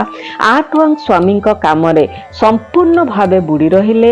ବ୍ୟାଙ୍କକରେ ଥିବା ନିଜ ଫ୍ୟାକ୍ଟ୍ରିକୁ ଦେଖିବାକୁ ତାଙ୍କର ସମୟ ହେଉନଥାଏ। ଦିନେ ସେଠାରେ ଚୋର ପଶିଗଲେ। ପ୍ରବେଶ ଦ୍ୱାରରେ ଥିବା କୋଠରୀରେ ଜଗୁଆଳି ଶୋଇଥିଲା। ସେ ଭିତରୁ କବାଟ କିଳି ଶୋଇଥିଲା। ତାହା ସତ୍ତ୍ୱେ ଭଗବାନ ବାବା ତା ଭିତରେ ପଶି ତାକୁ ଉଠାଇ ନିଜ କର୍ତ୍ତବ୍ୟ କରିବା ପାଇଁ ନିର୍ଦ୍ଦେଶ ଦେଲେ। ସେ ଥାଇ ଭାଷା କହୁଥିଲେ। ଜଗୁଆଳି ତାଙ୍କ ଭାଷା ପରିଷ୍କାର ଭାବେ ବୁଝିପାରିଲେ ମଧ୍ୟ ଜାଣିପାରିଲା ନାହିଁ। ଭିତରୁ କବାଟ ବନ୍ଦ ଥିଲେ ମଧ୍ୟ ଏହି ଲୋକ ଭିତରକୁ ଆସିଲେ କିପରି? ପରଦିନ ମଧ୍ୟ ଅନୁରୂପ ଘଟଣା ଘଟିଲା। ତୃତୀୟ ଦିନ ଫ୍ୟାକ୍ଟ୍ରି ମାଲିକ ଆର୍ଟୱଙ୍ଗ ଆସି ପହଞ୍ଚିଲେ। ଜଗୁଆଳି ତାଙ୍କୁ ସବୁ କଥା କହିଲା, ନିଜ ଦୋଷ କ୍ଷମା ମାଗିଲା ଏବଂ କହିଲା ଯେ ଏ ସମସ୍ତ ଘଟଣା ବଡ଼ ଆଶ୍ଚର୍ଯ୍ୟଜନକ ତଥା ଅବିଶ୍ୱାସ ମନେ ହେଉଥିଲା, କିନ୍ତୁ ଘଟିଥିଲା। ମାଲିକଙ୍କ ପଛେ ପଛେ ତାଙ୍କ କୋଠରୀ ଭିତରକୁ ପଶି ଜଗୁଆଳି ବାବାଙ୍କର ସୁସଜ୍ଜିତ ଫଟୋଟି ଦେଖି କହି ଉଠିଲା, ଏହି ଲୋକ ସେଦିନ ରାତିରେ ମୋ କୋଠରୀ ଭିତରେ ପଶି ମୋତେ ନିଦରୁ ଉଠାଇ ଦେଇଥିଲେ। ଏ ଘଟଣାର କିଛି ଦିନ ପରେ ଆର୍ଟୱଙ୍ଗ ପ୍ରଶାନ୍ତି ନିଳୟମ ଆସିଲେ। ଠିକ୍ ସେ ସମୟରେ ବାବା ସମ୍ଭାଷଣ ପ୍ରଦାନ କରୁଥିଲେ ଶିକ୍ଷା ପ୍ରଣାଳୀକୁ କିପରି ମୂଲ୍ୟବୋଧ ସହିତ ଅଙ୍ଗୀଭୂତ କରାଯାଇପାରିବ। ତାଙ୍କ ସମ୍ଭାଷଣ ଅଧାରୁ ସେ ଘୋଷଣା କଲେ, ଆର୍ଟୱଙ୍ଗ ବର୍ତ୍ତମାନ ଆସି ପହଞ୍ଚିଲା। ସେ ତା ଅନୁଭୂତି ବିଷୟ ଆମକୁ କହିବ। ସଙ୍ଗେ ସଙ୍ଗେ ତାଙ୍କୁ ମଞ୍ଚକୁ ଡାକିଲେ। ତାଙ୍କ ବକ୍ତୃତା ଆରମ୍ଭ କରି ଆର୍ଟୱଙ୍ଗ ତାଙ୍କ ବ୍ୟାଙ୍କକ ଫ୍ୟାକ୍ଟ୍ରିର ଚୋର ପଶିବା ଘଟଣା ବର୍ଣ୍ଣନା କଲେ ଏବଂ ସ୍ୱାମୀ କିଭଳି ଜଗୁଆଳିକୁ ଉଠାଇ ତାଙ୍କ ଫ୍ୟାକ୍ଟ୍ରିକୁ ଚୋରଙ୍କ କବଳରୁ ରକ୍ଷା କଲେ ତାହା ସବୁ କହିଲେ। ସ୍ୱାମୀ ଅଳ୍ପ ହସି ହସି କହିଲେ, ମୁଁ ତୋତେ କହିନଥିଲି ତୁ ମୋ କାମ କରି ଚାଲେ, ମୁଁ ତୋ ବ୍ୟବସାୟ କଥା ବୁଝିବି ବୋଲି। ସେଦିନଠାରୁ ନୂତନ ଉତ୍ସାହ ସଂଗ୍ରହ କରି ଅଟଳ ବିଶ୍ୱାସର ସହିତ ବିଶିଷ୍ଟ ବୈଜ୍ଞାନିକ ଆର୍ଟୱଙ୍ଗ ସ୍ୱାମୀଙ୍କର ଅମୃତସମ ମଧୁର ଆଧ୍ୟାତ୍ମିକ ତତ୍ତ୍ୱକୁ ପାଶ୍ଚାତ୍ୟ ଦେଶମାନଙ୍କରେ ପ୍ରସାର କରାଇ ସେହି ସେବା ମାଧ୍ୟମରେ ନିଜେ ଆତ୍ମତୃପ୍ତି ଲାଭ କରୁଛନ୍ତି। 1988ରେ ଡକ୍ଟର ଆର୍ଟୱଙ୍ଗ ବ୍ୟାଙ୍କକରେ ସାଇବାବାଙ୍କର ମାନବିକ ମୂଲ୍ୟବୋଧ ଶିକ୍ଷାର ପ୍ରସାର ଲକ୍ଷ୍ୟରେ ଏକ ସତ୍ୟସାଇ ଶିକ୍ଷା ଅନୁଷ୍ଠାନ ପ୍ରତିଷ୍ଠା କରିଛନ୍ତି। ଏହି ଅନୁଷ୍ଠାନ 2000 ମସିହା ସେପ୍ଟେମ୍ବରରେ ପ୍ରଶାନ୍ତି ନିଳୟମ ଠାରେ ଏକ ଆନ୍ତର୍ଜାତିକ ସମ୍ମିଳନୀରେ ଆୟୋଜନ କରିଥିଲା। ଏଥିରେ ପୃଥିବୀର 78ଟି ଦେଶ 650 ଶିକ୍ଷାବିତ୍ ଯୋଗ ଦେଇଥିଲେ। ସେଥିମଧ୍ୟରୁ ଅଧିକାଂଶକୁ ସ୍ୱାମୀ ହୀରା ମୁଦି ଦେଇ ଆଶୀର୍ବାଦ କରିବା ସହ ଅତି ପ୍ରେରଣା ଉଦ୍ରେକକାରୀ ସମ୍ଭାଷଣ ଦେଇ ଉପକୃତ କରିଥିଲେ। ସୁଖରେ ରହ। ଆମେରିକାର କନେକ୍ଟିକଟ ରାଜ୍ୟରେ ଜନ୍ ସିକ୍ଲାର ଜଣେ କୋଟିପତିଙ୍କ କୋଟିପତି। ଜୀବନର ଗୋଟିଏ ପର୍ଯ୍ୟାୟରେ ସେ ବ୍ୟବସାୟ ସଂକ୍ରାନ୍ତ ଜାଲରେ ଏଭଳି ବାନ୍ଧି ହୋଇଗଲେ ଯେ ତାଙ୍କର ମାନସିକ ଶକ୍ତି ବ୍ୟାହତ ହୋଇଗଲା। ଦିନେ ରାତ୍ରି ସମୟରେ ସେ ନିଜ କକ୍ଷ ଭିତରେ ବସି ଭଗବାନଙ୍କୁ ପ୍ରାର୍ଥନା କଲାବେଳେ କହିଲେ, ଆପଣ କିପରି ଓ କେଉଁଠାରେ ଥାଆନ୍ତି ସେସବୁ ମୁଁ କିଛି ଜାଣେ ନାହିଁ, କିନ୍ତୁ ଏତିକି ଜାଣିଛି ଯେ ଆପଣ ଅଛନ୍ତି। ଦୟା କରନ୍ତୁ, ମୋତେ ସାହାଯ୍ୟ କରନ୍ତୁ। ସେ ଅତି ନିଷ୍ଠାର ସହିତ ହୃଦୟର ଗଭୀରତମ ପ୍ରଦେଶରୁ ପ୍ରାର୍ଥନା କଲେ। ସେହି ମୁହୂର୍ତ୍ତରୁ ସେ ଲକ୍ଷ୍ୟ କଲେ ଭଗବାନଙ୍କର ଅଦୃଶ୍ୟ ହସ୍ତ ତାଙ୍କୁ ସୁରକ୍ଷା ଦେଇ ଆସୁଛି। ଦିନେ ତାକୁ ଜଣାଗଲା ଯେ ତାଙ୍କ ଘର ଭିତରେ ହଲରେ ରାତ୍ରି 2ରୁ 3 ଭିତରେ କିଏ ଜଣେ ଚାଲୁଛି। ସେ ସ୍ଥିର ଭାବେ ଚାହିଁ ରହିଲେ। ବ୍ୟକ୍ତି ହଲଚଲ ନ ହୋଇ ଦଣ୍ଡାୟମାନ ହୋଇ ରହିଲା। ଜନ୍ ସିକ୍ଲେୟାର ତାଙ୍କୁ ଚିହ୍ନି ପାରିଲେ ନାହିଁ। ସେ କିଏ ଓ କଣ ପାଇଁ ସେଠାରେ ବୁଲୁଛି ସେ ଜାଣିପାରିଲେ ନାହିଁ। କିନ୍ତୁ ସେ ଜାଣିପାରିଲେ ଯେ ତାଙ୍କୁ କାହିଁକି କେଜାଣି ଭାରି ଭଲ ଲାଗୁଛି ଓ ତାଙ୍କ ମନରେ ଏକ ଅବର୍ଣ୍ଣନୀୟ ଆନନ୍ଦ ଖେଳି ଯାଉଛି। ଆଉ ଦିନେ ରାତିରେ ମଧ୍ୟ ସେ ଅନୁରୂପ ଅନୁଭୂତି ଲାଭ କଲେ। ସେ ଜାଣିଗଲେ ଯେ ଏହା ସ୍ୱପ୍ନାନୁଭୂତି ନୁହଁ, ସମ୍ପୂର୍ଣ୍ଣ ଭାବେ ଜାଗ୍ରତ ଅବସ୍ଥାର ଅନୁଭୂତି। ସିକ୍ଲେୟାର ନ୍ୟୁୟର୍କରେ ଥିବା ଆଧ୍ୟାତ୍ମିକ କେନ୍ଦ୍ରକୁ ଗଲେ ଏବଂ ସେଠାରେ ନିଜର ଏ ଅନୁଭୂତି ବିଷୟ ପ୍ରକାଶ କଲେ। ସେମାନେ ମୁହୂର୍ତ୍ତେ ଅପେକ୍ଷା କରନ୍ତୁ କହି ଭିତରକୁ ଗଲେ ଓ ଗୋଟିଏ ଛୋଟ ବିଭୂତି ପ୍ୟାକେଟ ଆଣି ତାଙ୍କୁ ଦେଲେ। ଦେଲାବେଳେ କହିଲେ, ସାଇରାମ। କଥାବାର୍ତ୍ତା ଛଳରେ ସେମାନେ ସାଇବାବାଙ୍କ କଥା କହିଲେ ଓ ସେ ନିଶ୍ଚିତ ଭାବେ ଦର୍ଶନ ପ୍ରଦାନ କରିଛନ୍ତି ବୋଲି ଜଣାଇଲେ। ସିକ୍ଲେୟାରଙ୍କୁ ଏ କଥା ଗଭୀର ଭାବେ ସ୍ପର୍ଶ କଲା। ଆମେରିକା ଭଳି ଏକ ଦୂରାନ୍ତ ଅଞ୍ଚଳରେ ଜଣେ ସାମାନ୍ୟ ବ୍ୟବସାୟୀ, ସେ ଆଧ୍ୟାତ୍ମିକତା ବିଷୟରେ ତାଙ୍କ ଜ୍ଞାନ କିଛି ନୁହେଁ କହିଲେ ଚଳିବ। ସେ ସତ୍ୟସାଇ ବାବାଙ୍କ ବିଷୟରେ ଖଣ୍ଡେ ହେଲେ ବହି ପଢ଼ି ନାହାନ୍ତି, ତଥାପି ଭଗବାନ ତାଙ୍କ ଘରକୁ ଆସୁଛନ୍ତି ଏବଂ ତାଙ୍କ ଭଳି ଜଣେ ସାମାନ୍ୟ ଲୋକକୁ ଦର୍ଶନ ପ୍ରଦାନ କରୁଛନ୍ତି। ମନେ ମନେ ସେ ସ୍ୱାମୀଙ୍କର ଚରଣ ପଙ୍କଜରେ ମଥା ଲଗାଇ ପ୍ରଣାମ ଜଣାଇଲେ। ତାଙ୍କ କୃପା ଓ ପ୍ରେମ ପାଇବା ପାଇଁ ସିକ୍ଲେୟାରଙ୍କର ଅନ୍ତରରେ ଅଭିଳାଷା ସୃଷ୍ଟି ହେଲା। ଅତି ଶୀଘ୍ର ସେ ଅଭିଳାଷା ବ୍ୟାକୁଳତାରେ ପରିଣତ ହେଲା। ଅଦମ୍ୟ ବ୍ୟାକୁଳତା ଓ ବାବାଙ୍କ କରୁଣାର ପରିଣାମ ଫଳରେ ସିକ୍ଲେୟାର ପ୍ରଶାନ୍ତି ନିଳୟମ ଆସିବାକୁ ଆୟୋଜନ କଲେ। ପ୍ରଶାନ୍ତିରେ ପହଞ୍ଚିବା ପରେ ସ୍ୱାମୀଙ୍କର ସାକ୍ଷାତକାର ମଧ୍ୟ ପାଇଲେ। ସାକ୍ଷାତକାର କକ୍ଷରେ ସ୍ୱାମୀ ତାଙ୍କୁ କହିଲେ, ମୁଁ 2 ଥର ତୋ ପାଖକୁ ଯାଇଥିଲି। ସିକ୍ଲେୟାର ବିସ୍ମୟାତୀତ ନେତ୍ରରେ ଚାହିଁ ରହିଲେ। ସ୍ୱାମୀ ପୁଣି କହିଲେ, ମୁଁ ତୋ ପାଇଁ ବହୁତ କିଛି କରିଛି, ମୁଁ ତୋତେ ବହୁତ କିଛି ଦେଉଛି, ତାହା ସତ୍ତ୍ୱେ ତୋର ମାନସିକ ଶାନ୍ତି ନାହିଁ। ସ୍ୱାମୀଙ୍କ ପାଇଁ କାହିଁକି କିଛି କରୁନାହୁଁ? ଶୁଣିବା ମାତ୍ରେ ସେ ପ୍ରସ୍ତୁତ ହୋଇଗଲେ। ସ୍ୱାମୀ ଯାହା ମାଗିବେ ମୁଁ ତାହା ନିଶ୍ଚୟ କରିବି। ସ୍ୱାମୀ ହସି ହସି କହିଲେ, ସଦା ସର୍ବଦା ଖୁସିରେ ଥା, ତୋ ଠାରୁ ମୁଁ ଏଇ ଗୋଟିଏ ମାତ୍ର କଥା ମାଗୁଛି। ସିକ୍ଲେୟାର ଏହା ଶୁଣି ଅବାକ ହୋଇଗଲେ। ସ୍ୱାମୀ ତାଙ୍କ ଠାରୁ ଏତିକି ମାତ୍ର ଚାହାନ୍ତି, ତାହା ପୁଣି ତାଙ୍କ ନିଜ ଖୁସି। 1993 ମସିହା ଗୁରୁ ପୂର୍ଣ୍ଣିମା ଦିନ ପୂର୍ଣ୍ଣଚନ୍ଦ୍ର ପ୍ରେକ୍ଷାଳୟରେ ବକ୍ତୃତା ଦେବାବେଳେ ସିକ୍ଲେୟାର କହିଲେ, ମୁଁ ପିଲା ଥିଲାବେଳେ ଭାବୁଥିଲି ଏବଂ ଦୁଃଖ କରୁଥିଲି ଯେ ମୁଁ ଜଣେ ଖ୍ରୀଷ୍ଟିଆନ ହୋଇ ଯୀଶୁଙ୍କ ଦେହାନ୍ତର ପ୍ରାୟ 2000 ବର୍ଷ ପରେ ଜନ୍ମ ହେଲି। କିନ୍ତୁ ମୋର ଏ ଦୁଃଖ ନିଶ୍ଚିତ ଭାବେ ଜଣଙ୍କର କର୍ଣ୍ଣଗୋଚର ହେଲା। ସେହି ଭଗବାନ ଏଇ ମୁହୂର୍ତ୍ତରେ ଏହି ସ୍ଥାନରେ ବସିଛନ୍ତି, ଯିଏ ଯୀଶୁଙ୍କୁ ପ୍ରେରଣ କରିଥିଲେ। ସିକ୍ଲେୟାର କେତୋଟି ଆଲୌକିକ ଘଟଣା ମଧ୍ୟ ବର୍ଣ୍ଣନା କଲେ। ମୁଁ ପ୍ରଶାନ୍ତି ନିଳୟମକୁ ଆସିବା ପୂର୍ବରୁ ବ୍ୟବସାୟ ସଂକ୍ରାନ୍ତରେ ମୋର ଅନ୍ୟତ୍ର ଯିବାକୁ ଥିଲା। ମୁଁ ମୋ ସ୍ତ୍ରୀଙ୍କୁ କହିଲି, ମୁଁ ନିଜେ ମୋ ବିମାନ ଚାଳନା କରି ସେଠାକୁ ଯିବି।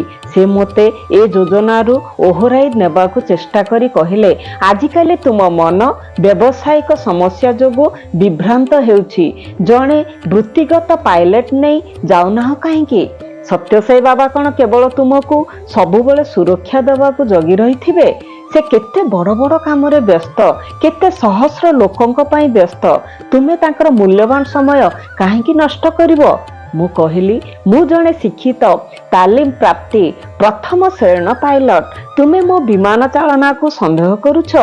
ମୁଁ ମୋ ହେଲିକପ୍ଟର ନିଜେ ଉଡ଼ାଇ ଯାତ୍ରା ଆରମ୍ଭ କଲି। ମୋ ସ୍ତ୍ରୀଙ୍କ ସନ୍ଦେହ ସତ ହେଲା। ବାଟରେ ହେଲିକପ୍ଟର ଇଞ୍ଜିନରେ ସାମାନ୍ୟ ତ୍ରୁଟି ଦେଖାଗଲା। ହାଇଡ୍ରୋଲିକ ଯନ୍ତ୍ର ଖରାପ ହୋଇଗଲା। ତା ଉପରେ ମୋର ନିୟନ୍ତ୍ରଣ ରହିଲା ନାହିଁ। ମୁଁ ଜାଣିଗଲି ମୃତ୍ୟୁ ସୁନିଶ୍ଚିତ। ମୋ ପକେଟରେ ଥିବା ସ୍ୱାମୀଙ୍କ ଫଟୋକୁ କାଢ଼ି ଚାହିଁ ରହିଲି। ପର ମୁହୂର୍ତ୍ତରେ ଦେଖିଲି ସ୍ୱାମୀ ମୋ ହେଲିକପ୍ଟର ଭିତରେ ଆବିର୍ଭୂତ। ସେ ମୋ ହେଲିକପ୍ଟରଟିକୁ ଚଳାଇ ଗୋଟିଏ ପାହାଡ଼ର ପାର୍ଶ୍ୱ ଦେଶରେ ନିରାପଦରେ ଓହ୍ଲାଇ ଦେଲେ। ସେ ପାର୍ଶ୍ୱ ଦରବାଜାକୁ ଖୋଲିଲେ, ସଯତ୍ନରେ ମୋତେ ଟାଣି ବାହାର କଲେ। ହେଲିକପ୍ଟରଟିକୁ ଠେଲି ଆଗକୁ ଚାଲି ଆସି ଉଭେଇ ଗଲେ। ଭଗବାନ ମୋତେ ଥରକୁ ଥର ଉଦ୍ଧାର କରି ତାଙ୍କ ଚରଣ କମଳର ନିକଟବର୍ତ୍ତୀ କରାଉଛନ୍ତି। ମୁଁ ଏବେ ଅନ୍ୟ ଏକ ବିସ୍ମୟକର ଘଟଣା ବର୍ଣ୍ଣନା କରିବାକୁ ଯାଉଛି। ଏ ସଭାଗୃହରେ ପ୍ରଥମ ଧାଡ଼ିରେ ଯେଉଁ ମହିଳା ବସିଛନ୍ତି, ସେ ସ୍ୱାମୀଙ୍କର ବଡ଼ ଝିଅ ମାର୍ଲିନ ସିକ୍ଲେୟାର। ସିକ୍ଲେୟାର ତାଙ୍କ ନିଜ ଝିଅକୁ ସ୍ୱାମୀଙ୍କ ବଡ଼ ଝିଅ କହନ୍ତି। ସେ ଘୋଡ଼ା ଚଢ଼ାରେ ଖୁବ୍ ପାରଙ୍ଗମ। ସେ ଗୋଟିଏ ସୁନ୍ଦର ଘୋଡ଼ା ଆଣି ତାଙ୍କୁ ତାଲିମ ଦେଇ ବିଭିନ୍ନ ପ୍ରତିଯୋଗିତାରେ ଭାଗ ନେଉଥିଲେ। ଥରେ ଘୋଡ଼ା ଦୌଡ଼ରେ ଗୋଟିଏ ଉଚ୍ଚ କାନ୍ଥ ଡେଇଁବାକୁ ଚେଷ୍ଟା କରୁଥିବା ବେଳେ ଦୁର୍ଭାଗ୍ୟବଶତଃ ଘୋଡ଼ାର ଗୋଡ଼ କାନ୍ଥରେ ପିଟି ହୋଇଗଲା। ଘୋଡ଼ାର ମାଲିକ ଘୋଡ଼ା ପିଠିରୁ ଛିଟିକି ପଡ଼ି ମାଟିରେ କଚାଡ଼ି ହୋଇ ପଡ଼ିଲା। 1800 ପାଉଣ୍ଡ ଓଜନର ଘୋଡ଼ା ମଧ୍ୟ ତାଙ୍କ ଉପରେ ପଡ଼ିଲା। ଡାକ୍ତରଖାନାରେ ଭର୍ତ୍ତି କରିବାକୁ 45 ମିନିଟରୁ ଉର୍ଦ୍ଧ୍ୱ ସମୟ ବିଳମ୍ବ ହୋଇଯାଇଥିଲା। ମୁଁ ଫୋନ୍ ପାଇ ସେଠାକୁ ଦୌଡ଼ିଲି। ଗୋଟିଏ ଛୋଟ ବିଭୂତି ପ୍ୟାକେଟ ପକେଟରୁ ବାହାର କରି ଝିଅ ମୁହଁରେ ହୋଇଥିବା ଖଣ୍ଡିଆରେ ଲଗାଇ ଦେଇ କହିଲି, ଏ ବିଭୂତି ଖ୍ରୀଷ୍ଟିଆନମାନଙ୍କର ପବିତ୍ର ଜଳ ସଦୃଶ। ବିଭୂତିରୁ କିଛି ଝିଅ ପାଟିରେ ମଧ୍ୟ ଦେଲି। ତା ପରଦିନ ତାକୁ ଦେଖିବାକୁ ଗଲାବେଳକୁ ତା ମୁହଁରେ ଗୋଟିଏ ହେଲେ ଖଣ୍ଡିଆ ଦାଗ ଦେଖାଯାଉନଥିଲା। ଦୀର୍ଘ 3 ମାସ ପରେ ସେ ସମ୍ପୂର୍ଣ୍ଣ ଭାବେ ସୁସ୍ଥ ହୋଇ ପୁନର୍ବାର ଘୋଡ଼ା ଦୌଡ଼ ଆରମ୍ଭ କଲା। ଏ କାହାଣୀ କିନ୍ତୁ ଏଠାରେ ଶେଷ ହେଲା ନାହିଁ। ସାକ୍ଷାତକାର କକ୍ଷ ଭିତରେ ସ୍ୱାମୀ ମାର୍ଲିନ୍ଙ୍କୁ ପଚାରିଲେ, ମୁଁ ତୋତେ ପକ୍ଷାଘାତରୁ ଆରୋଗ୍ୟ କରିନାହିଁ? ସେ କହିଲା, ହଁ ସ୍ୱାମୀ, ଆପଣ ହିଁ ମୋତେ ଭଲ କରିଦେଇଛନ୍ତି। ସାକ୍ଷାତକାର ସରିବା ପରେ ମୁଁ ଝିଅକୁ ପଚାରିଲି, ସ୍ୱାମୀ ତୋତେ କ'ଣ ପଚାରିଲେ ଓ ତୁ କି ଉତ୍ତର ଦେଲୁ? ସେତେବେଳେ ସେ କହିଲା, ସେ ଦୁର୍ଘଟଣା ଦିନ ମୋର ଗୋଟିଏ ଆଖି ବି ନଷ୍ଟ ହୋଇଯାଇଥିଲା। ଯେତେବେଳେ ଓଜନିଆ ଘୋଡ଼ା ମୋ ଉପରେ ପଡ଼ିଗଲା, ମୋର ଗୋଟିଏ ପାଖ ପକ୍ଷାଘାତ ରୋଗରେ ଆକ୍ରାନ୍ତ ହୋଇଯାଇଥିଲା ବେଳେ ମଧ୍ୟ ସେ ମୋ ପାଖେ ପାଖେ ଥିଲେ। ହସ୍ପିଟାଲରେ ଥିବା ଦିନଯାକ ଓ ରାତି ସାରା ଯେ ମୋ ଉପରେ ସତର୍କ ଦୃଷ୍ଟି ରଖିଲା ଭଳି ମୋତେ ଜଣାପଡ଼ୁଥିଲା। ସେ ଅନ୍ୟ କେହି ନୁହନ୍ତି, ଏଇ ସାଇବାବା। ସେ ମୋ ଆଖି ଠିକ୍ କରିଦେଲେ। ମୋ ପକ୍ଷାଘାତ ମଧ୍ୟ ତାଙ୍କ ଦ୍ୱାରା ଆରୋଗ୍ୟ ହୋଇଛି। ଏସବୁ ଠିକ୍ ହୋଇଯିବା ପରେ ଯାଇ ସେ ହସ୍ପିଟାଲରୁ ବାହାରକୁ ଯାଇଥିଲେ। ଏ ଘଟଣା କିଛି ବର୍ଷ ତଳର ହେଲେ ମଧ୍ୟ ସେଦିନ ସାକ୍ଷାତକାର କକ୍ଷ ଭିତରେ ସ୍ୱାମୀ ଓ ଝିଅଙ୍କ କଥାବାର୍ତ୍ତା ଶୁଣି ସାରିଲା ପରେ ପଚାରିବାରୁ ଝିଅଠାରୁ ମୁଁ ଏତେ କଥା ଅବଗତ ହେଲି। ଏହି ସବୁ ଘଟଣାରୁ ପ୍ରତିପାଦିତ ହୋଇଯାଉଛି ଯେ ସ୍ୱାମୀ ଆମ ନିଜ ମାତା ପିତାଙ୍କ ଅପେକ୍ଷା କେତେ ଆପଣାର, କେତେ ଆତ୍ମୀୟ ଓ କେତେ ଅନ୍ତରଙ୍ଗ। ସିକ୍ଲେୟାର ତାଙ୍କ ବକ୍ତବ୍ୟ ସାଙ୍ଗ କରି କହିଲେ, ହେ ମୋର ସ୍ୱାମୀଜୀ, ଆପଣଙ୍କଠାରେ ମୋର ପୂର୍ଣ୍ଣ ବିଶ୍ୱାସ ଅଛି। ମୁଁ ଆପଣଙ୍କର ପଦ ପଙ୍କଜରେ ନିଜକୁ ସମ୍ପୂର୍ଣ୍ଣ ଭାବେ ସମର୍ପଣ କରୁଛି। ଜଗଦୀଶନ। ଶ୍ରୀ ଜଗଦୀଶନ ମାଲେସିଆ ସରକାରଙ୍କର ଶିଳ୍ପ ବିକାଶ କର୍ତ୍ତୃପକ୍ଷଙ୍କର ଡେପୁଟି ଡିରେକ୍ଟର ଜେନେରାଲ ଭାବେ କାର୍ଯ୍ୟ କରୁଥିଲେ। ସ୍ୱାମୀଙ୍କ ବିଷୟରେ କଥା ପଡ଼ିଲେ ତାଙ୍କ ଘୃଣା, ବିଦ୍ୱେଷ ଓ କୁଭାକ୍ଷ ପରିପୂର୍ଣ୍ଣ ସମାଲୋଚନା ପରିଷ୍କାର ଭାବେ ଜଣାପଡ଼ି ଯାଉଥିଲା। ଥରେ ଜଗଦୀଶନ ତାଙ୍କ ଶାଶୁ ଘରକୁ ଯାଇଥିଲେ। ସେଠାରେ ମଧ୍ୟ ସ୍ୱାମୀଙ୍କ ଫଟୋ ଦେଖିଲେ। ସେ ସ୍ୱାମୀଙ୍କ ବିରୋଧ କରି ବିଷୋଦ୍ଗାର କରିବାକୁ ଲାଗିଲେ। ସେ 2 ଘଣ୍ଟା ଧରି ସ୍ୱାମୀଙ୍କର ବିରୋଧରେ ବକ୍ତୃତା ଏବଂ ବିରକ୍ତିକର ମନ୍ତବ୍ୟମାନ ପ୍ରକାଶ କରିସାରିଲା ପରେ ସ୍ୱାମୀଙ୍କର ଫଟୋ ପାଖରେ ଠିଆ ହୋଇ କହିଲେ, ଏଇ ଲୋକମାନେ ଯାହା କହୁଛନ୍ତି, ଯଦି ସେଭଳି କିଛି ଶକ୍ତି ତୁମ ପାଖରେ ଥାଏ ତେବେ ମୋତେ ତାର ପ୍ରମାଣ ଦିଅ। ତେବେ ଯାଇ ମୁଁ ଏ ପରିରାଇଜର କାହାଣୀ ସବୁକୁ ବିଶ୍ୱାସ କରିବି। ସେ ବୁଝିନଥିଲେ ଯେ ଏ କଥା କହି ସେ ସ୍ୱାମୀଙ୍କ ଶକ୍ତି ପ୍ରତି ଏକ ଆହ୍ୱାନ ଦେଇଛନ୍ତି। ସେ ଏହି ବାକ୍ୟ କହି ନ ସାରୁଣୁ ଯେଉଁ ଫଟୋ ତାଙ୍କ ବିରକ୍ତିର କାରଣ ଥିଲା, ସେ ଫଟୋ ଉପରେ ବିଭୂତି ସୃଷ୍ଟି ହୋଇଗଲା। ତାଙ୍କ ଉପରେ ବଜ୍ରପାତ ହେଲା ଭଳି ତାଙ୍କୁ ଲାଗିଲା। ସେଦିନ ସେ ବୁଝିଲେ ଯେ ଏ ବିଜ୍ଞାନ ସଚେତନ ପୃଥିବୀରେ ବିଜ୍ଞାନାତୀତ କିଛି ମଧ୍ୟ ଅଛି, ଯାହାକୁ ବିଜ୍ଞାନ ମାଧ୍ୟମରେ ଜାଣି ହେବ ନାହିଁ। ଏହାର 4 ମାସ ପରେ ଜଗଦୀଶନ ଭାରତ ଆସିଥିଲେ। ପ୍ରଶାନ୍ତି ନିଳୟ ମଧ୍ୟ ଗଲେ। ଦର୍ଶନ ସମୟରେ ସ୍ୱାମୀ ତାଙ୍କ ନିକଟକୁ ଆସି ଅତି ଭଦ୍ରାମୀ ସହିତ ଓଷ୍ଠ ଚାଳନା କରି କହିଲେ, ମାଲେସିଆ। ସେ ମାଲେସିଆରୁ ଆସିଛନ୍ତି ବୋଲି ସ୍ୱାମୀ କିପରି ଜାଣିଲେ ଭାବି ଆଚମ୍ବିତ ହେବା ସଙ୍ଗେ ସଙ୍ଗେ ସେ କହିଲେ, ହଁ ଆଜ୍ଞା, ସ୍ୱାମୀ ତାଙ୍କୁ ସାକ୍ଷାତକାର କୋଠରୀକୁ ଡାକିଲେ। ସେତେବେଳକୁ ଜଗଦୀଶଙ୍କୁ 32 ବର୍ଷ ବୟସ ହୋଇଥିଲା, କିନ୍ତୁ ତାଙ୍କୁ ଜଣାଗଲା ସ୍ୱାମୀଙ୍କ ସମ୍ମୁଖରେ ଗୋଟିଏ 7 ବର୍ଷର ବାଳକ ତା ପିତାଙ୍କ ସାମ୍ନାରେ ବସିଛି ଯେପରି। ସ୍ୱାମୀଙ୍କର ପିତୃତୁଲ୍ୟ ସ୍ନେହ ତାଙ୍କ ହୃଦୟକୁ ବିଚଳିତ କରିଦେଲା। ତାଙ୍କ ନୟନ ଯୁଗଳରୁ ଅପର୍ଯ୍ୟାପ୍ତ ଲୋତକ ନିର୍ଗତ ହେବାର ଲାଗିଲା। ସେ ମାତ୍ର 4 ମାସ ହେବ ସ୍ୱାମୀଙ୍କୁ ଜାଣିଲେ। ତା ପୂର୍ବରୁ ସେ ତାଙ୍କର ସମ୍ପୂର୍ଣ୍ଣ ବିରୋଧୀ ଥିଲେ। ସେ ଅନ୍ଧକାର ସମୟର ଅସହ୍ୟ ଭାବ ବର୍ତ୍ତମାନ ତାଙ୍କୁ ବୋଝ ଭଳି ମାଡ଼ି ବସିଲା ପରି ମନେ ହେଲା ଓ ସେ ତାହାକୁ ବେଶୀ ସମୟ ଲୁଚାଇ ରଖିପାରିଲେ ନାହିଁ।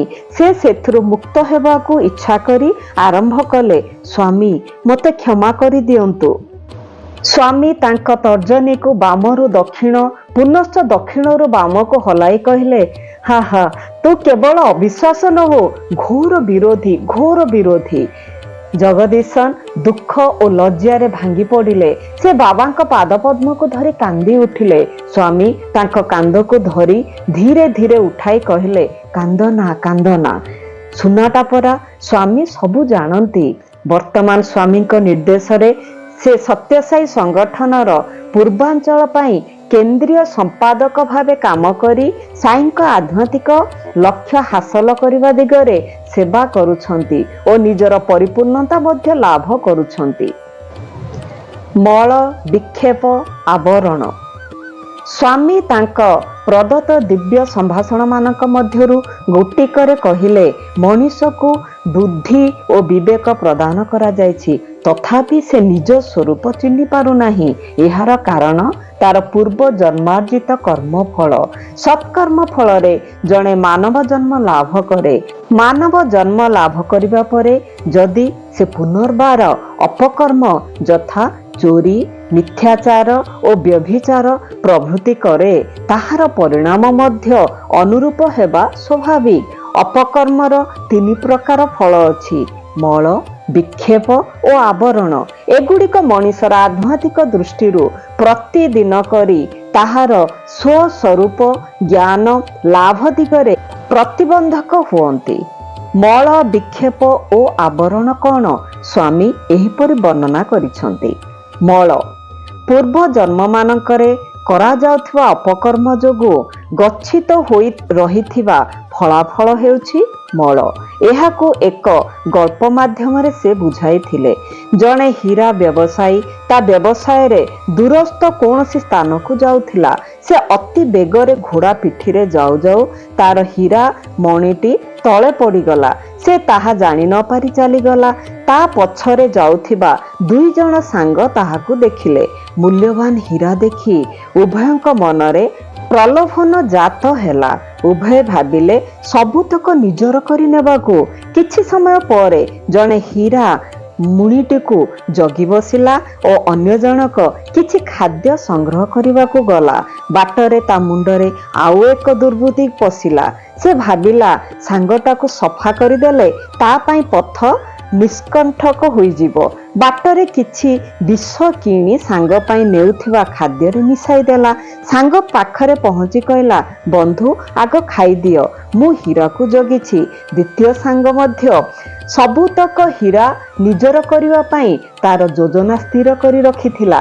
ପ୍ରଥମ ସାଙ୍ଗ ହୀରା ପାଖରେ ପହଞ୍ଚିବା କ୍ଷଣି ଅନ୍ୟ ଜଣକ ତା ବେକ ଉପରେ ଏକ ଖଡ୍ଗ ପ୍ରହାର ଦେଲା ଓ ବର୍ତ୍ତମାନ ନିଜେ ସବୁତକ ହୀରାର ମାଲିକ ହୋଇ ନିଶ୍ଚିନ୍ତରେ ଖାଇ ବସିଲା।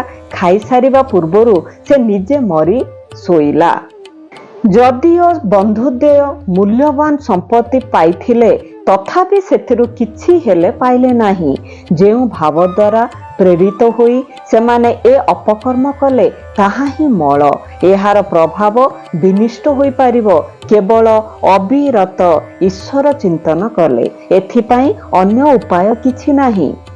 ବିକ୍ଷେପ ଅର୍ଥ ମନର ସ୍ଥିରତାର ଅଭାବ। ଦକ୍ଷିଣେଶ୍ୱର ଦେବୀ କାଳୀଙ୍କ ଦିବ୍ୟ ସୁନ୍ଦର ମନ୍ଦିରରେ ରାମକୃଷ୍ଣ ପରମହଂସ ପୂଜକ ଭାବେ କାମ କରୁଥିଲେ। ମନ୍ଦିରର ନିର୍ମାତ୍ରୀ ଥିଲେ ସାଧ୍ୱୀ ରାଣୀ ରାସମଣି ସେ ଥରେ ମନ୍ଦିରକୁ ଆସି ଗୋଟିଏ ଦେବୀ ବନ୍ଦନା ଗାନ କରିବା ପାଇଁ ରାମକୃଷ୍ଣଙ୍କୁ କହିଲେ। ସେ ବନ୍ଦନା ଗାନ କରୁଥିବା ସମୟରେ ଭକ୍ତମାନଙ୍କ ସହିତ ରାଣୀ ରାସମଣି ମଧ୍ୟ ଆଖି ବୁଜି ଗୀତର ତାଳେ ତାଳେ ମୁଣ୍ଡ ହଲାଉଥିଲେ। ହଠାତ୍ ରାମକୃଷ୍ଣ ଗୀତ ବୋଲିବା ବନ୍ଦ କରି ରାସମଣିଙ୍କ ଗାଲରେ ଶକ୍ତ ଏକ ଚାପଡ଼ା ବସାଇ ଦେଲେ। ସେ ତାଙ୍କୁ ଗାଳି ଦେଇ କହିଲେ, ତୁମ ଦେହ କେବଳ ଏଠାରେ ବସିଛି, କିନ୍ତୁ ମନ ସମ୍ପତ୍ତି ମାମଲା ଘେନି କଲକତା ହାଇକୋର୍ଟରେ। ରାସମଣି ଜଣେ ଅତି ଉଚ୍ଚ ଧରଣର ସାଧିକ ଥିଲେ। ସେ ଏ ଘଟଣାଟିକୁ ଅପମାନ ଭାବେ ଗ୍ରହଣ ନ କରି ସଠିକ ଅର୍ଥରେ ଗ୍ରହଣ କଲେ। ସେ କହିଲେ, ମୋ ମନର ଅସ୍ଥିରତା ବିକ୍ଷେପ ପାଇଁ ମୋତେ ଏ ଦଣ୍ଡ ଦରକାର ଥିଲା। ବିକ୍ଷେପରୁ ମନକୁ ବଞ୍ଚାଇବାର କେବଳ ଗୋଟିଏ ଉପାୟ ଅଛି, ତାହା ହେଉଛି ଏକାଗ୍ରତା ଓ ମନକୁ ଏକକୈନ୍ଦ୍ରିକ କରିବାର କଠୋର ସାଧନା। ଆବରଣ। ମୁଁ ଜଣେ ଛାତ୍ର, ମୁଁ ଜଣେ ଶିକ୍ଷକ, ମୁଁ ଜଣେ ବ୍ରାହ୍ମଣ, ମୁଁ କ୍ଷତ୍ରିୟ, ମୁଁ ଜଣେ ମହିଳା, ମୁଁ ପୁରୁଷ, ଏହି ଭାବନାର ବଶବର୍ତ୍ତୀ ହୋଇ ମଣିଷ ମୁଁ ଗୋଟିଏ ଶରୀର ଭାବନାରେ ମୋହଗ୍ରସ୍ତ ହୋଇଯାଏ। ଏହି ଅଜ୍ଞତା ହିଁ ଆବରଣ। ତୁମେ ଗଭୀର ଭାବରେ ଧ୍ୟାନ କଲେ ଏବଂ ବିବେକ ପ୍ରୟୋଗ କଲେ ଅତି ଶୀଘ୍ର ଉପଲବ୍ଧି କରିବ ଯେ ତୁମେ ନା ଜଣେ ଛାତ୍ର, ନା ଶିକ୍ଷକ, ବ୍ରାହ୍ମଣ ନୁହଁ କି କ୍ଷତ୍ରିୟ ନୁହଁ, ମହିଳା ନୁହଁ କି ପୁରୁଷ ନୁହଁ। ପ୍ରକୃତ ସତ୍ୟ ହେଉଛି ତୁମେ ଆତ୍ମସ୍ୱରୂପ। ଏହି ସତ୍ୟ ଉପଲବ୍ଧି ହୋଇଗଲେ ଆବରଣ ଦୂର ହୋଇଯାଏ। ଗୋଟିଏ ଗର୍ଭବତୀ ବାଘୁଣୀ ନଦୀ ପାର ହେଉ ହେଉ ଛୁଆଟିଏ ଜନ୍ମ ହୋଇ ପଡ଼ିଲା। ବାଘୁଣୀଟି ନଦୀ ଜଳରେ ଭାସିଗଲା। ଛୁଆଟି ଭାସି ଯାଉ ଯାଉ ଖଣ୍ଡେ ମାଟି ଜାଗା ପାଇ ସେଠାରେ ରହିଗଲା। ସେଠାରେ କେତେକ ମେଣ୍ଢା ଚରୁଥିଲେ। ବାଘ ଛୁଆଟି ସେଇ ମେଣ୍ଢା ଦଳରେ ରହିଗଲା। ଏ ଦଳରେ ପଡ଼ି ସେ ନିଜର ପ୍ରକୃତ ପରିଚୟ ଭୁଲିଗଲା। ମେଣ୍ଢାମାନଙ୍କ ପରି ଘାସ ଖାଇଲା ଓ ତାଙ୍କ ପରି ଶବ୍ଦ କଲା। କିଛି ଦିନ ପରେ ଏହି ମେଣ୍ଢା ଦଳକୁ ଆଉ ଏକ ବାଘ ଆକ୍ରମଣ କଲା ଏବଂ ଦେଖି ଆଶ୍ଚର୍ଯ୍ୟ ହେଲା ଯେ ତାଙ୍କ ସଙ୍ଗେ ଗୋଟିଏ ବାଘ ଛୁଆ ମେଣ୍ଢାମାନଙ୍କ ଭଳି ଚଳୁଛି। ବଡ଼ ବାଘଟି ଏହି ବାଘ ଛୁଆକୁ ଡାକି ଗୋଟିଏ ପାଣି ଜାଗାକୁ ନେଲା। ବାଘ ଛୁଆକୁ ତା ରୂପର ପ୍ରତିଫଳନ ଦେଖାଇ କହିଲା, ଦେଖ, ତୁ ମେଣ୍ଢା ନୁହେଁ, ତୁ ଗୋଟିଏ ବାଘ। ନିଜର ପ୍ରକୃତ ପରିଚୟ ଜାଣ। ଏହାପରେ ଯାଇ ବାଘ ଛୁଆ ସତ୍ୟ କ'ଣ ଜାଣିଲା। ଆବରଣ ଦୂର କରିବା ପାଇଁ ଏକମାତ୍ର ଉପାୟ ହେଉଛି ସମ୍ପୂର୍ଣ୍ଣ ଦୈବାର୍ପଣ। ସ୍ୱାମୀ ତାଙ୍କ ଦିବ୍ୟ ସମ୍ଭାଷଣରେ ଆମ୍ଭମାନଙ୍କୁ ସମ୍ବୋଧନ କରନ୍ତି, ଦିବ୍ୟ ଆତ୍ମସ୍ୱରୂପ ଲାରା। ଏହା କହି ସେ ଆମକୁ ବାରମ୍ବାର ଆମ ପ୍ରକୃତ ପରିଚୟ ବାବଦରେ ମନେ ପକାଇ ଦିଅନ୍ତି। ସେ ଅନବରତ ଆମକୁ କହି ଚାଲିଛନ୍ତି ଯେ ତୁମେ କେବଳ ମାତ୍ର ରକ୍ତ ମାଂସର ଶରୀର ନୁହଁ, ତୁମେ ଆତ୍ମାର ମୂର୍ତ୍ତିମନ୍ତ ରୂପ। ଆମର ଉପଲବ୍ଧି ଆସିବା ଦରକାର ଯେ ସଦାସର୍ବଦା ସ୍ୱାମୀଙ୍କ ନାମକୁ ଜିହ୍ୱାଗ୍ରରେ ଖେଳାଇ ଦୃଢ଼ ଭାବରେ ହୃଦୟ ଆସନରେ ବସାଇ ପବିତ୍ର ଜୀବନଯାପନ କରିପାରିଲେ ଆମେ ମଳ, ବିକ୍ଷେପ ଓ ଆବରଣରୁ ରକ୍ଷା କରିପାରିବା। ଭଗବାନ ଶ୍ରୀ ସତ୍ୟସାଇ ବାବାଙ୍କ ପଦାରବିନ୍ଦରେ ସବିନୟ ପ୍ରଣାମ। ଓମ୍ ଶ୍ରୀ ସତ୍ୟସାଇ ପରମ ବ୍ରହ୍ମଣେ ନମଃ।